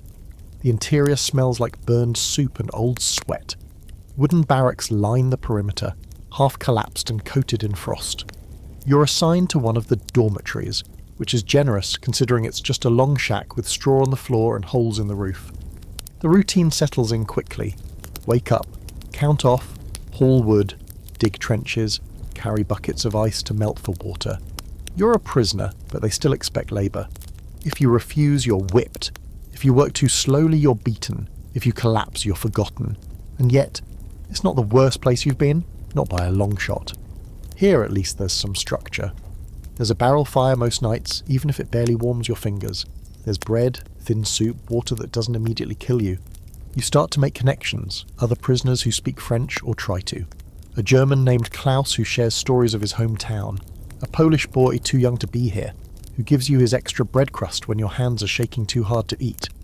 You learn to play their games, nod when spoken to. Don't draw attention, fix your face into a blank wall and keep moving. The guards are less violent than you feared. Mostly just tired, like everyone else. One of them, a young man with a crooked nose, tosses you a boiled potato once. No explanation, no words, just a flick of the wrist and a nod. You nod back. Winter stretches on. You grow a beard without trying. Your body is thinner now, ribs pressing through your coat like scaffolding. Mathilde is long gone, confiscated the first day. You still dream about her sometimes. You dream of marching, of snow, of home, but you're still breathing. That counts for something. Eventually the rumours trickle in. The French are retreating from everywhere, not just Russia. The Austrians are back in the fight. The Prussians too. Napoleon is raising a new army. Paris is tense. The war isn't over, it's just reshaping itself. You wonder if he knows you're still here. That any of you are still here. Maybe one day he'll trade prisoners. Maybe one day a letter will reach your family. Maybe. Until then you chop wood. You count stars, you keep walking in circles, because that's what surviving feels like now. Historical fact. After the Russian campaign, thousands of French and Allied soldiers were captured by Cossack and Russian forces and marched to prison camps deep in Russian territory. Many died on the way. Quirky fact, some French prisoners reportedly carved dice out of bread and played games using beans or small stones as currency inside their camps. Open debate. Scholars debate the extent of mistreatment faced by POWs during the Russian campaign. Some accounts suggest neglect and brutal marches, while others record occasional kindness from the local populations and guards. You don't remember how long you've been in the camp. Days bleed into each other until the calendar feels like a myth. Seasons change, but the cold clings like a jealous lover. The snow recedes, but the wind stays sharp. Your beard grows thicker, your frame thinner. You stop dreaming about home and start dreaming about bread. Warm, soft, crusty bread that doesn't fight back when you chew it. The guards get bored before they get cruel. You learn their rhythms, their tempers, which ones to avoid when vodka's been passed around. The man with the crooked nose, his name is Yuri, you think, occasionally sneaks you an extra ladle of soup or a boiled potato. You start to nod at each other when passing. No smiles, just nods. Mutual agreement. We don't hate each other today. You learn to make a life inside the fence. It's not much of one, but it holds. You and the German Klaus become something like friends. He whittles small animals from wood scraps, little dogs and birds, and once, incredibly, a miniature Napoleon that looks like a toad in a hat. You laugh for the first time in weeks when he shows it to you. He bows dramatically and says, "Mon empereur." You salute the tiny wooden frog. The Polish boy, Stanisław, is not laughing. He's getting worse, thin to the point of transparency, coughing like a dying engine. You try to share your soup. He shakes his head. "For you," he whispers, "you'll need it more." He doesn't last much longer. One morning you find his blanket folded neatly beside him. He's gone quiet. He went quietly. You help bury him behind the camp, under a crooked tree. The ground is softening now, the snow gone. You dig with a broken shovel and your numb fingers. A few others join in. No one speaks. You place a rock on the grave, that's all you can offer. No cross, no prayer. Just a rock. More rumours arrive, carried by guards, passed from camp to camp through wounded soldiers, Red Cross scribblers, or whoever's still moving through this wreck of a continent. Napoleon is back in France. He escaped Russia, somehow, and has raised a new army. They say he's fighting in Germany now, winning again. The Grande Armée is reborn, stitched together from veterans and new boys with faces too soft for war. You don't know whether to be relieved or horrified. Then comes the announcement. You're being transferred. You don't know why, you don't ask. You pack what little you have, blanket, wooden spoon, Klaus's whittled frog, and you walk out the same gate you came through, now thinner, greyer, and probably 5 years older inside. They march you west again, this time with fewer guards and more silence. It's not quite freedom, but it smells like it. You pass through villages that were burned and rebuilt, some barely standing, others bustling like the war never touched them. Children watch you pass with wide eyes. Some wave. One hands you a carrot. You thank her in every language you know. She just giggles and runs off. The march continues for weeks. Sometimes you ride in carts, sometimes you walk for days, sometimes you stop in towns with real roofs and real bread. The first time you sleep in a bed again, you don't trust it. You sleep on the floor beside it, hand curled around your spoon like it's a dagger. Then one morning you're told you're being exchanged, just like that. You and a few dozen others, mostly French, some Poles, one silent Austrian, are loaded onto wagons and handed over to French officials. The uniforms look newer than yours, their faces cleaner, their boots without holes. They stare at you like you've risen from the grave. In a way you have. You ride for weeks, through Poland into Germany, past burned-out fortresses and forests still scarred by cannon fire. Every town bears the fingerprint of war, walls pocked with bullets, fields littered with rusting metal. You pass a field of unburied bones. No one mentions it. Eventually you reach a French border post. It's not the France you remember. The language sounds harsher now. The food tastes foreign. The people treat you with polite confusion, like you're some museum exhibit that wandered off and forgot where it came from. You're taken to a military hospital, of course. They poke and prod you, write notes in ledgers, nod with grave expressions.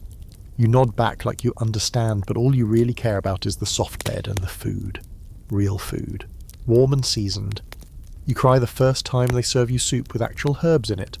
No one laughs. The nurse just places a hand on your shoulder and squeezes. After a week they start asking questions. Names, units, battles, where you've been. You answer as best you can, but your memory stutters. Dates blur. You remember places by smell, by how much your feet bled. You draw maps in the air. You list names, and the officers nod or look away. Some of those names don't come back. Eventually they ask the big question. What will you do now? You don't answer.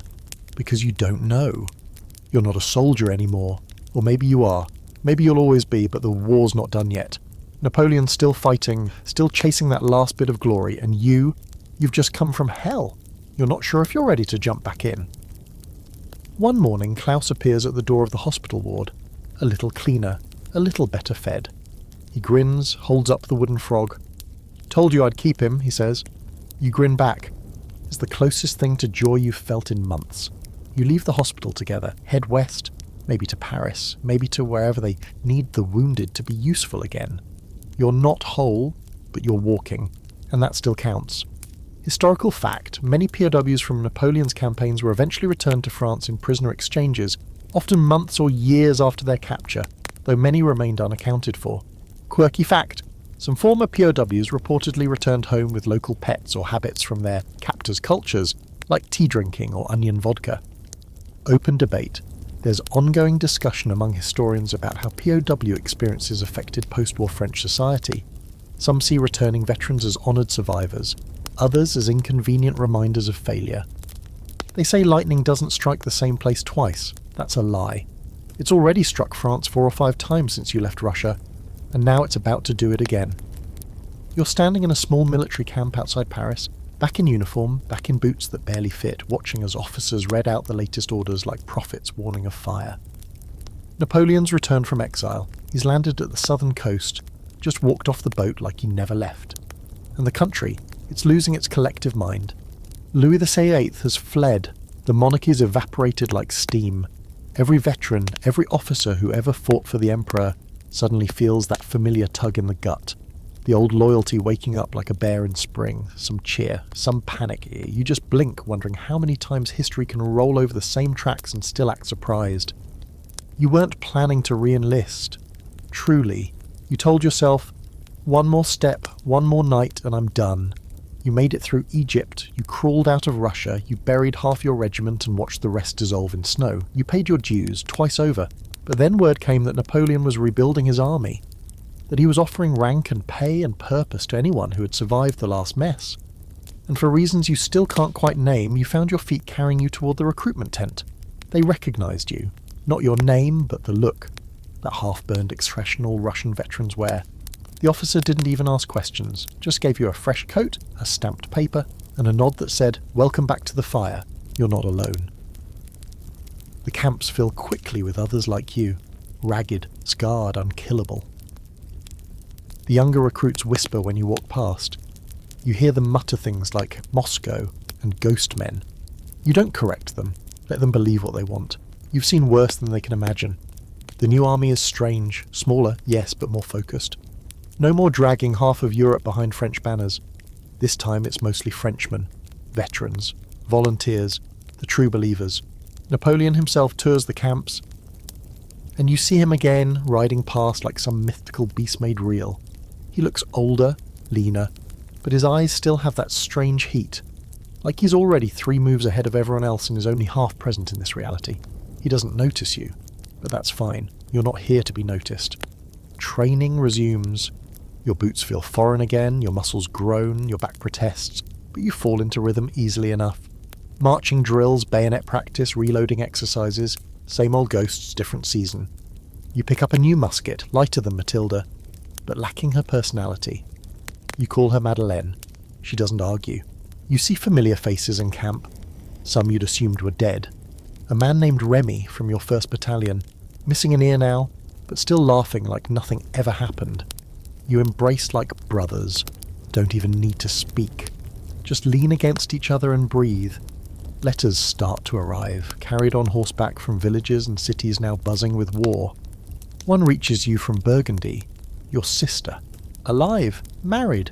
She writes of vineyards, harvests, children, and prayers offered daily for your return. You read it twice. You try to picture her face, the farm, the smell of the grapes. It all feels like a memory someone lent you. But the peace doesn't last long. By May, Napoleon is on the move again. The Allies are gathering, British, Prussians, Austrians, Russians, all of them. Everyone who ever lost to him, or feared they might, is coming back for one final swing. Napoleon knows this. He doesn't plan to wait. And so begins the 100 days. You march again, west this time, toward Belgium, toward the English and their red coats, the Prussians and their iron discipline. You know the names, Wellington, Blücher, the men standing in Napoleon's way. He doesn't fear them, or maybe he does. Either way, he marches like time's running out. And maybe it is. The countryside is green this time. Green and wet. You haven't seen green in years. Not like this. You almost trip on it. Your boots slipping in the soft mud, your legs unused to walking through anything that isn't frozen or on fire. Birds sing in the trees. That's weird too. Morale is high, surprisingly. The Emperor rides past often, calling out regiments by name, quoting old victories. He remembers more than you'd think. Calls out some veteran whose leg is missing, calls him a hero. Everyone cheers. You cheer too, but quietly. You're old in this army now, not by years maybe, but by miles. The days pass quickly. March, drill, camp, move. It's smoother this time, tighter. The chaos of Russia is gone. The desperation of Egypt feels distant. This army is cleaner, sharper, burning with a single purpose: win fast. You keep your gear in order. You even find time to shave. For a moment you almost believe this time will be different. Then come the rumours. Prussians sighted near Ligny. British assembling near Brussels. The ground gets wetter. The night's colder. You sleep in your coat again, just like old times. One night around the fire someone passes a bottle of brandy and says, "They say this'll be the last fight."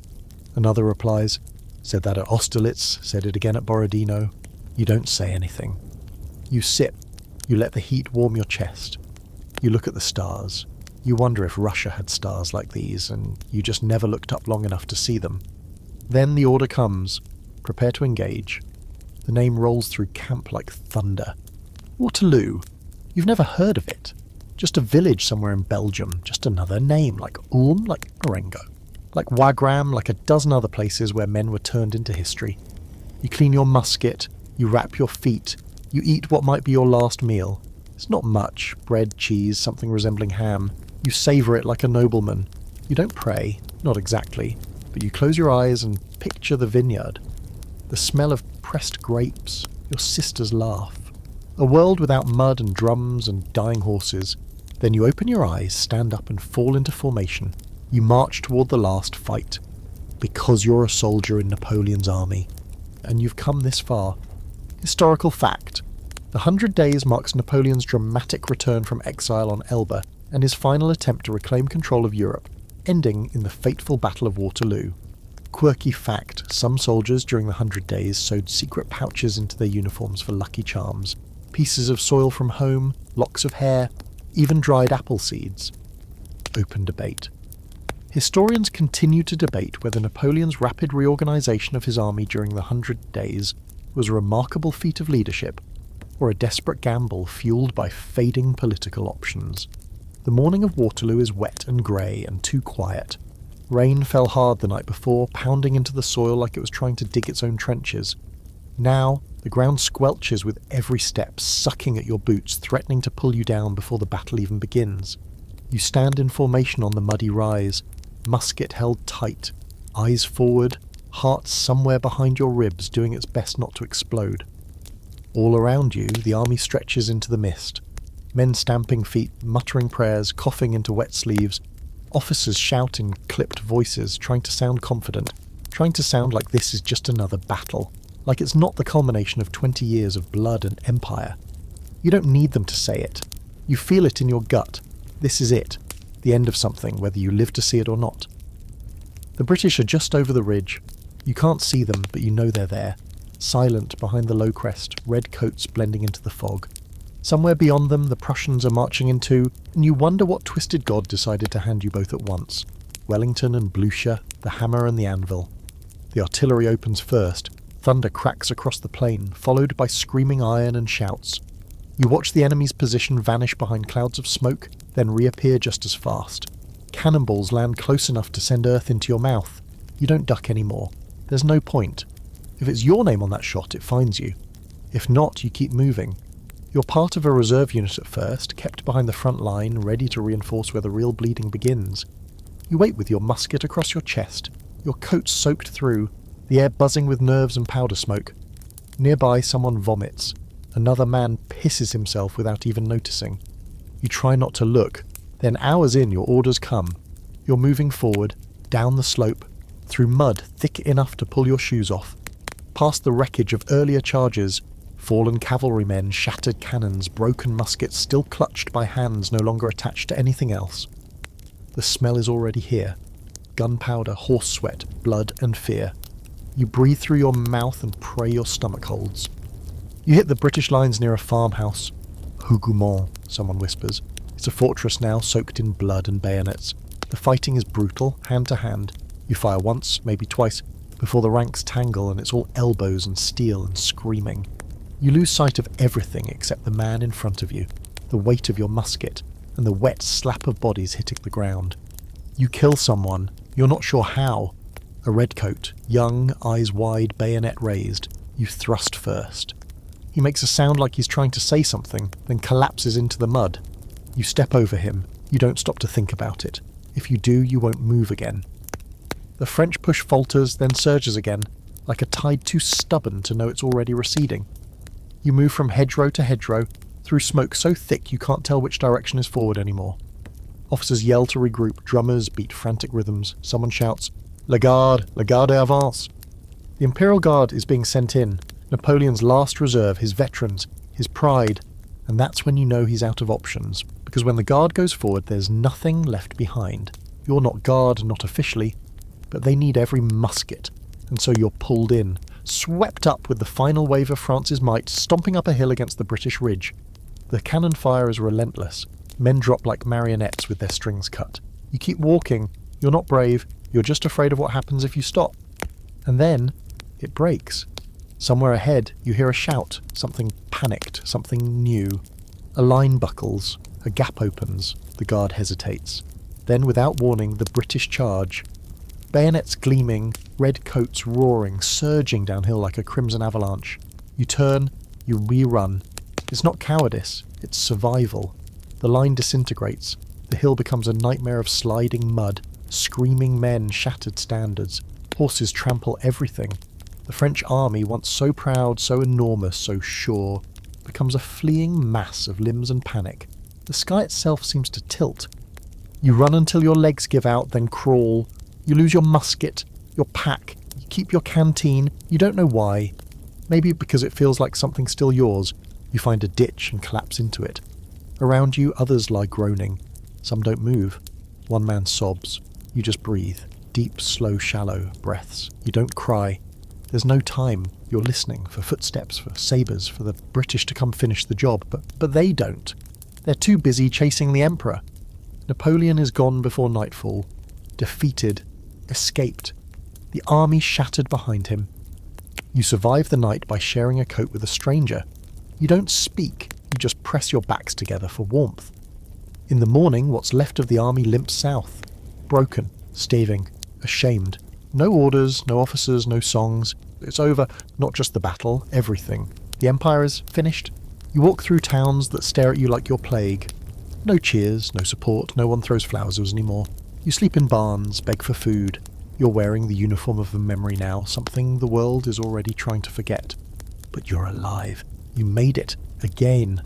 Somewhere deep inside, something clenches and lets go. You don't know what it means, but you know you'll never wear this coat again, not in battle. Not for anyone. Because this war is done. And so are you. Historical fact. The Battle of Waterloo, fought on June 18, 1815, marked Napoleon's final defeat and the end of the Napoleonic Wars, resulting in his second abdication and exile to St. Helena. Quirky fact, despite being defeated, some French soldiers at Waterloo refused to surrender even when surrounded, famously declaring, "The guard dies but does not surrender," though historians debate whether this quote was ever actually said. Open debate. Many military historians still argue whether Waterloo was lost due to tactical mistakes, poor coordination, or simply being overwhelmed by the combined British and Prussian forces.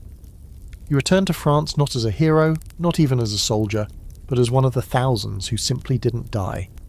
You walk across a country trying very hard to pretend the Empire was never its idea. The flags are gone.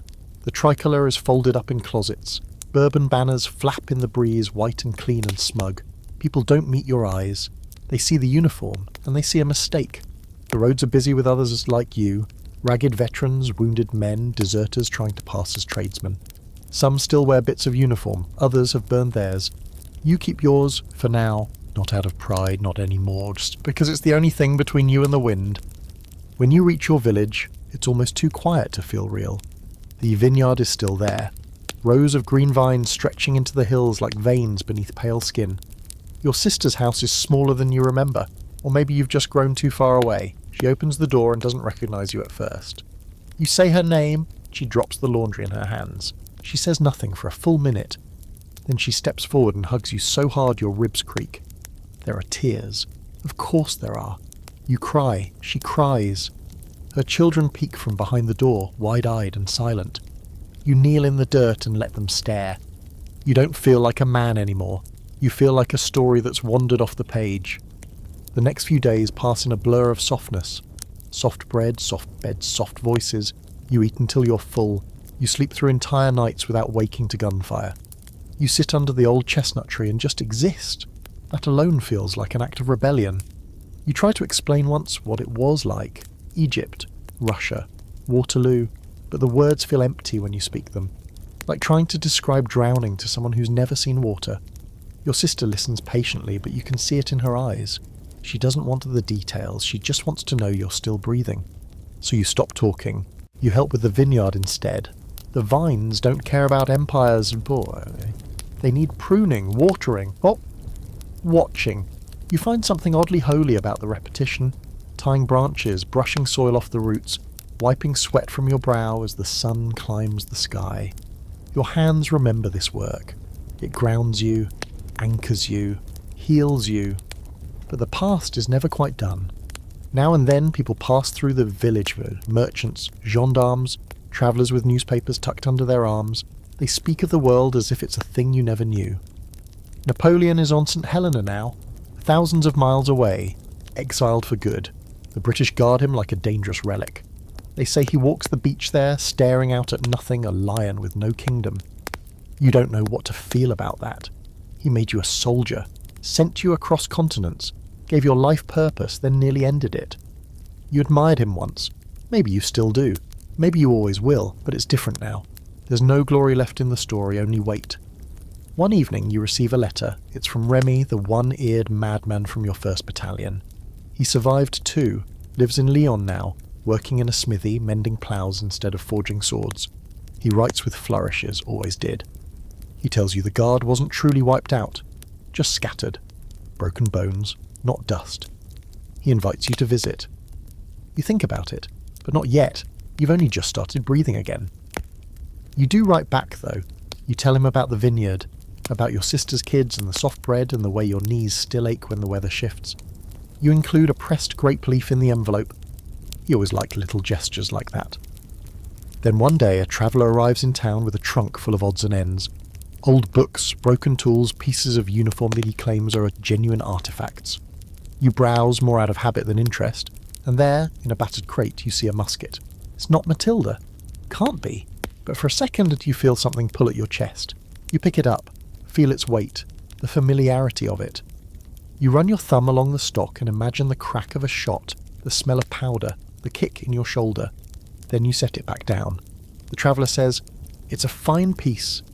You nod and walk away, because you're not that man anymore. Not completely.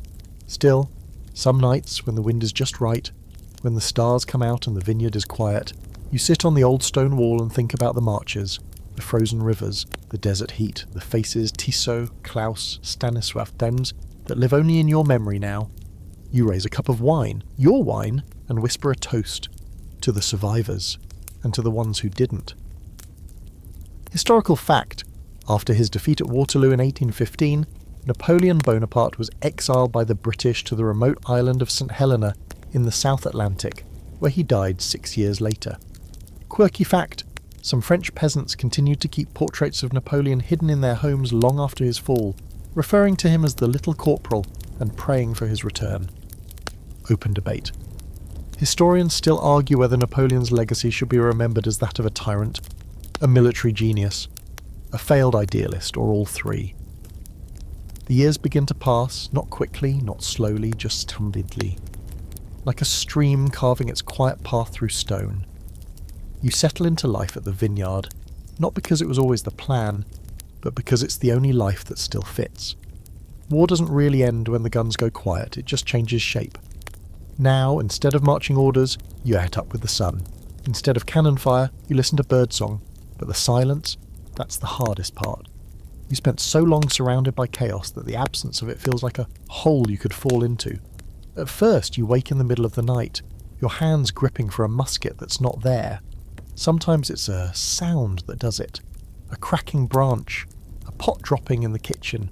Sometimes it's nothing at all. You just open your eyes in the dark and feel like you're back in the snow outside Smolensk, or under cannon fire in Belgium. You lie there, heart racing, staring at the ceiling like it owes you answers. Your sister tries to help. She's kind but careful, like she's worried she'll break something inside you. She asks about your life before the army, before Egypt, before the Russian ice. But the truth is, you barely remember that boy. That version of you who walked into a recruitment office all those years ago, wide-eyed and stupid. You're not sure he existed. You think maybe you invented him later, just so the story would have a beginning. Still, you do your best, you work the vines. You teach her youngest boy how to snare rabbits, how to tie a pack properly, how to clean a musket even though, God willing, he'll never touch one. The boy listens like you're reciting spells. You don't tell him everything. Just enough. Just the parts that won't steal his sleep. In town, the world has moved on. The Bourbons are back again, new coins, old faces. The monarchy is trying to glue France back together with a nervous smile and a lot of censorship. Nobody talks about Napoleon in public anymore, not unless they whisper. Still, you see him sometimes, his image on shop signs carved into fence posts, scratched onto old walls like a sigil. The Little Corporal, they call him again, like he's just on leave, like he might still come back, but you know better. You've seen the look on a man's face when he knows the end has arrived. Napoleon had that look at Waterloo. Even from a distance, even with mud in your eyes and blood in your ears, you saw it. He knew. You visit old comrades now and then, those who made it home. Remy in Lyon, who now makes horseshoes and tells wildly inaccurate stories about dueling Russian generals with a broken bayonet. There's Maurice, who runs a tavern in Dijon. He still has his uniform coat framed behind the bar, moth-eaten, blood-stained and revered like a relic. The patrons pretend not to stare at you when you walk in. You nod at the coat, raise a glass, and don't speak of the things it survived. Some of them didn't come back whole, some didn't come back at all. Klaus, the German with the wooden frog, never made it out of France. You heard he was conscripted into a local militia, caught in a riot in Alsace, shot twice in the chest while trying to stop a fire. The letter informing you came from someone you didn't know, written in shaky French. You burned it, not in anger, just in finality. But life continues somehow. You find a rhythm, work the fields, fix what needs fixing. You patch boots instead of burning through them. Your hands become farmers' hands again, calloused from the plough, not the trigger. You build a fence, paint the shutters. You even smile sometimes, and don't immediately wonder why. The dreams still come though, less often but more vivid when they do. You see Moscow burning, you hear Tissot coughing beside you. You feel the Berezina beneath your feet, the cracking ice and the bodies slipping under the water like coins dropped into a well. You wake up sweaty, heart pounding, staring at the ceiling with one hand clenched so hard your knuckles ache. Sometimes you laugh. Because it's absurd, isn't it? You went to the farthest corners of Europe and somehow made it home in one piece, mostly. You outlived empires, kings, generals. You even outlived your fear in a way. It didn't leave you, it just got tired and sat down beside you. And in the quiet hours when the sun has set and the vineyard glows gold under the moonlight, you find yourself remembering not the horror, but the strange little moments in between. Stanisław handing you his bread, Klaus carving his tiny Napoleon, Tissot whistling some bawdy tavern song on a frozen road to nowhere. The moments that kept you human while everything else tried to erase you. One afternoon, your sister catches you staring at a knot in the wooden table. "What are you thinking about?" she asks, brushing her hands on her apron. You blink. "Just wondering if the vines will be strong this year." She smiles. "They always are." You nod. You don't just say what you're really thinking. That maybe you're stronger too. You never married. That kind of closeness felt too fragile, too risky, but you helped raise your nieces and nephews. You taught them to read, to fish, to build fires. You watched them grow up without uniforms or marching drills, and that, more than any battle, feels like a victory. Sometimes people ask if you were really there, at Austerlitz, at Moscow, at Waterloo. You shrug, say something vague, let them imagine. They want heroes, not ghosts, and you, despite everything, have learned to play both roles. At the end of each harvest, you sit on the hill above the vineyard, a flask in your hand, the sky turning orange over the fields, and you allow yourself one moment of peace. Not because you earned it, though maybe you did, but because you're still here. And that in itself is a kind of triumph. Historical fact, after Napoleon's fall, the Bourbon monarchy was restored in France under Louis XVIII, and many veterans of the empire struggled to find their place in a new, more conservative regime. Quirky fact, some Napoleonic veterans formed secret clubs and societies to drink, sing old army songs and share stories, many of which grew more exaggerated and ridiculous over time. Open debate. There is still historical discussion over how France treated its returning soldiers after the wars. Some argue they were quietly honoured, others believe they were quickly forgotten in the rush to restore old social orders. Years pass and peace, real, boring, unremarkable peace, becomes your constant companion. It clings to you the way the cold once did, not in sharp bursts but in layers. You learn to live inside it. At first it feels fragile, like walking on ice too thin to trust, always listening for the crack. But the cracks never come. The war's staying in the newspapers now, small ones, distant ones. Your musket gathers dust in the attic. You rarely even think about it. And when you do, it's not fear or pride that rises, it's confusion. Like remembering a dream so vivid it might have actually happened. Your body carries the past in new ways. Your knees warn you of incoming storms. Your back hums with reminders of Russian snow and Belgian mud. But you've stopped resenting the aches. They're a kind of proof that you were there, that you endured, that you're still here. You start keeping a journal. Not every day and not for anyone else, just bits and pieces. A memory here, a name there. Sometimes you sketch crude outlines of old faces, old places. You try to draw Matilda from memory, but the proportions never come out quite right. Still, it helps. Writing it down makes it feel real, makes you feel a little less like a ghost haunting your own life. Some of the children in the village, no, not children anymore, young adults now, start calling you Monsieur Soldat, Tour. They mean it affectionately. You smile when they say it, even if you wish they'd stop. You're not a soldier anymore, haven't been for decades, but still, you suppose it's not something that really washes off. One day, your sister's eldest son asks the question they all want to ask. What was it like? You look up from your pruning knife, sun on your neck, vines rustling softly in the breeze. You consider telling him everything. The marches, the hunger, the fire in Moscow, the long retreat. But instead, you hand him a grape. He takes it without blinking. It was cold, you say. He laughs, assuming you're being funny. You don't correct him. In town, a new monument goes up, bronze and stone, right in the village square. To the sons of France, the plaque reads, followed by a list of names. Yours is on it. You stare at the engraved letters like you're meeting yourself for the first time. The names around yours feel heavier. Men you fought beside, men who didn't come back. You wonder what they'd think of being reduced to metal. At the ceremony, you're asked to say a few words. You stand before a crowd of clean-shaven men and girls in summer dresses, all blinking up at you like you carry secrets in your bones.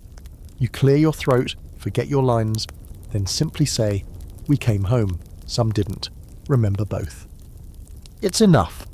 Afterward, people shake your hand. You smile, but not too wide. That smile still feels like borrowed clothing. You take long walks now, especially near dusk. The light is softer then, the air cooler, and the roads quieter. Your boots crunch over gravel paths between rows of sun-warmed vines, and you sometimes catch yourself humming old marching tunes under your breath. The rhythm stays with you even now. One evening you pass a stranger sitting on the stone fence, young, travel-worn, wearing a pack that's far too new to belong to a farmhand. You know that look. You had that look.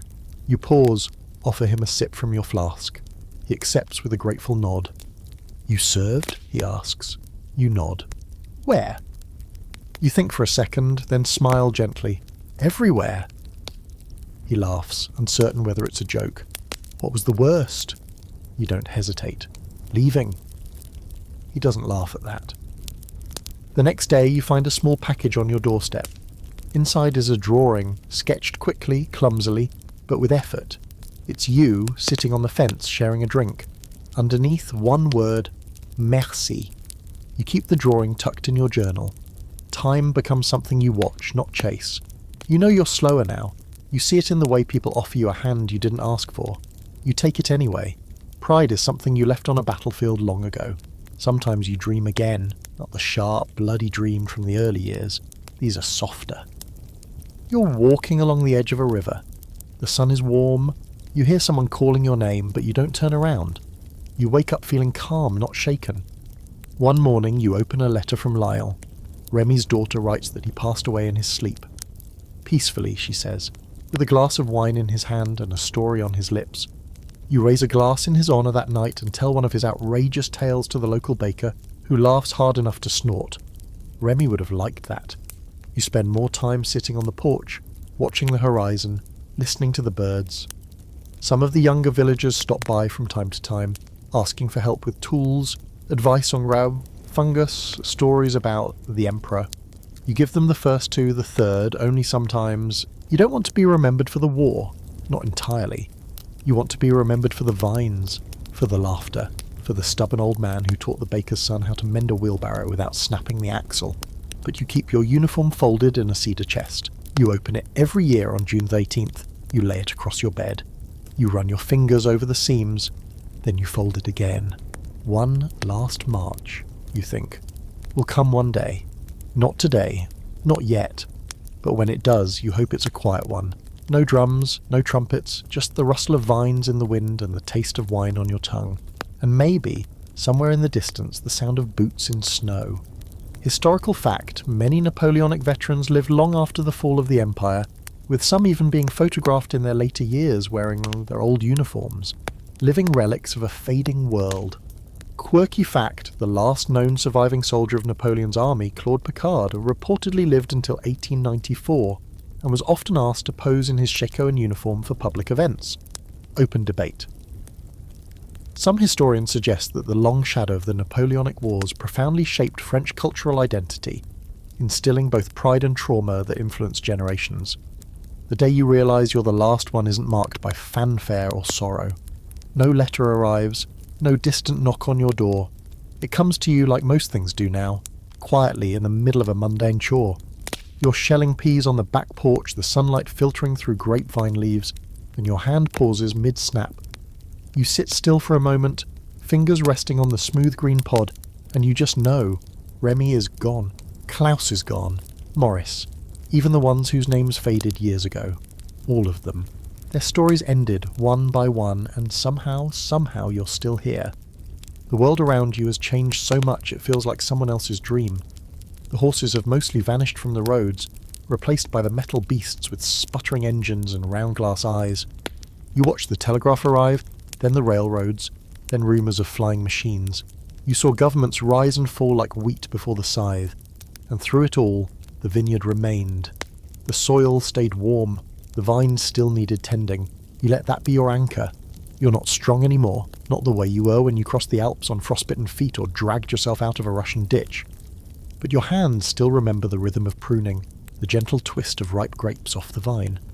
Your body complains more than it obeys, but you know how to work around that. Age is just a slower kind of battle. Sometimes a local newspaper runs a feature on you, the last soldier of the emperor.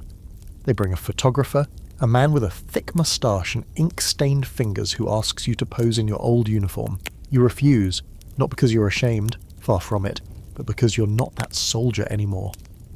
That coat belonged to a man who marched through sandstorms and snow, who buried friends with shaking hands, who stared down death and kept walking. You honour him best by not pretending he still walks in your shoes. Instead, you tell them stories, honest ones. You talk about hunger and lice, and boots that peeled the skin off your heels. You talk about the night fires in the Russian woods, and how silence could be louder than a cannon. You talk about fear, not heroism, not glory, just fear, and what it feels like to survive it. And they listen. You can tell they expect different stories. Braver ones, cleaner ones. But you've had enough of polishing truth into fiction. Let some other old man invent the victories. You'll keep the cold nights and the crooked scars. One spring morning a letter arrives. Heavy paper, clean handwriting, a return address you don't recognise. You open it slowly, hands trembling not from nerves but from habit. It's from a history professor in Paris. She's researching Napoleonic veterans, compiling letters, journals, oral histories. She found your name in a dusty archive and someone told her you were still alive. She wants to visit, to record your memories, to ask what it was really like. You hesitate. Then you write back. When she arrives a few weeks later, she's younger than you expected. Much younger. She wears spectacles and speaks with excitement too big for her body. She reminds you of Stanisław in a strange way, wide-eyed and eager, still believing the world can be understood if you just ask the right questions. You talk for hours. You tell her about conscription, the blistering march through Italy, Cairo's heat, the rats in Alexandria, the strange men in white robes who fought with fury and disappeared like ghosts. You tell her about the snow, about Tissot's final breath, about the bridge over the Berezina and how the ice sang just before it broke. You tell her about Napoleon, not the myth, but the man, his voice, his eyes, his weight on the air when he entered a room. And you tell her about coming home, about trying to remember how to sit still, how to be soft, how to stop flinching every time someone drops a plate. She takes notes furiously, but she also listens. Truly listens. When she leaves, she hugs you, awkwardly but sincerely, and says, "Thank you. You've given me more than history." You nod. "Just make sure you write it like it was." She smiles. "I'll try." You sit on the porch long after she leaves, watching the shadows stretch across the vineyard. Your hands are empty now. You're not shelling peas or whittling wood. You're just sitting, listening to the wind rustle the leaves. It's enough. That night, you dream one last dream. You're marching again, but the load is light. No musket, no pack. Just your old coat, fluttering in a breeze that smells like wine and wood smoke. You're not alone. Tissot is beside you, whistling. Klaus walks just behind, flipping his little wooden frog in the air and catching it. Stanisław carries a loaf of bread under one arm, grinning like a fox. You walk on, not toward battle, but toward home. You wake with tears on your cheeks, and you don't bother wiping them. In the weeks that follow, your steps grow slower. The world keeps moving, politely. Neighbours bring food, letters arrive, the vines blossom. You watch it all like someone remembering a favourite tune. You sit more than you walk. You sleep more than you sit. You don't feel fear, just a curious sense of completion. And one crisp morning, before the sun has fully risen, before the roosters bother to cry out, you breathe in, deep and calm. Then you stop. There's no fanfare, no last words, no medal on your chest, just peace. And somewhere far away, on a beach in Egypt, or a snowy hill near Borodino, or a muddy field in Belgium, a young soldier lowers his musket and nods. You made it. Historical fact. Many Napoleonic veterans lived well into the mid to late 1800s, becoming living links to a war that reshaped Europe and echoed into generations that never fought it. Quirky fact. In France, veterans of the Empire were often allowed to wear their uniforms during public holidays and parades, and some insisted on doing so until their final years, often despite protest from families and the occasional moth infestation. Open debate. Scholars continue to discuss whether the Napoleonic Wars birthed modern Europe through progress and reform, or set the stage for endless cycles of nationalism and conflict. Both may be true, and now, as the story closes and the last echoes of musket fire fade into the past, you lie still in the soil of your vineyard, beneath a simple stone, no medals, no grand inscription. Just your name, your dates, and a line chosen by your sister. He came home. The vines continue to grow above you, green and wild, soaked with rain and memory. Children chase each other between the rows, not knowing your face, but living in the world you helped return to peace. Your coat, now brittle with time, remains folded in a cedar chest. Sometimes the curious open it and trace their fingers over the worn seams, whispering stories they only half believe. The wars you survived become lessons in dusty classrooms, the names of battles memorized without knowing the mud, the hunger, the weight of frost on bones. But you remember. Somewhere beyond memory you still march. The Woman from Paris finishes her book. She includes your stories, your drawings, even the little wooden frog Klaus carved. She dedicates the final chapter to one soldier among many, a quiet man who saw history not from a throne, but from a trench, and still made it home. Because in the end, that's the truest victory. Not glory, not medals, not a name in stone, but survival, dignity, a final breath taken in peace, not fear. A life rebuilt from ash and frost, a vineyard that keeps blooming. And now, dear viewer, dear dreamer, let your eyes close. Let your breath slow. Imagine the soft wind rustling those vines, the hush of a world that has, for one small moment, set down its weapons. You made it through.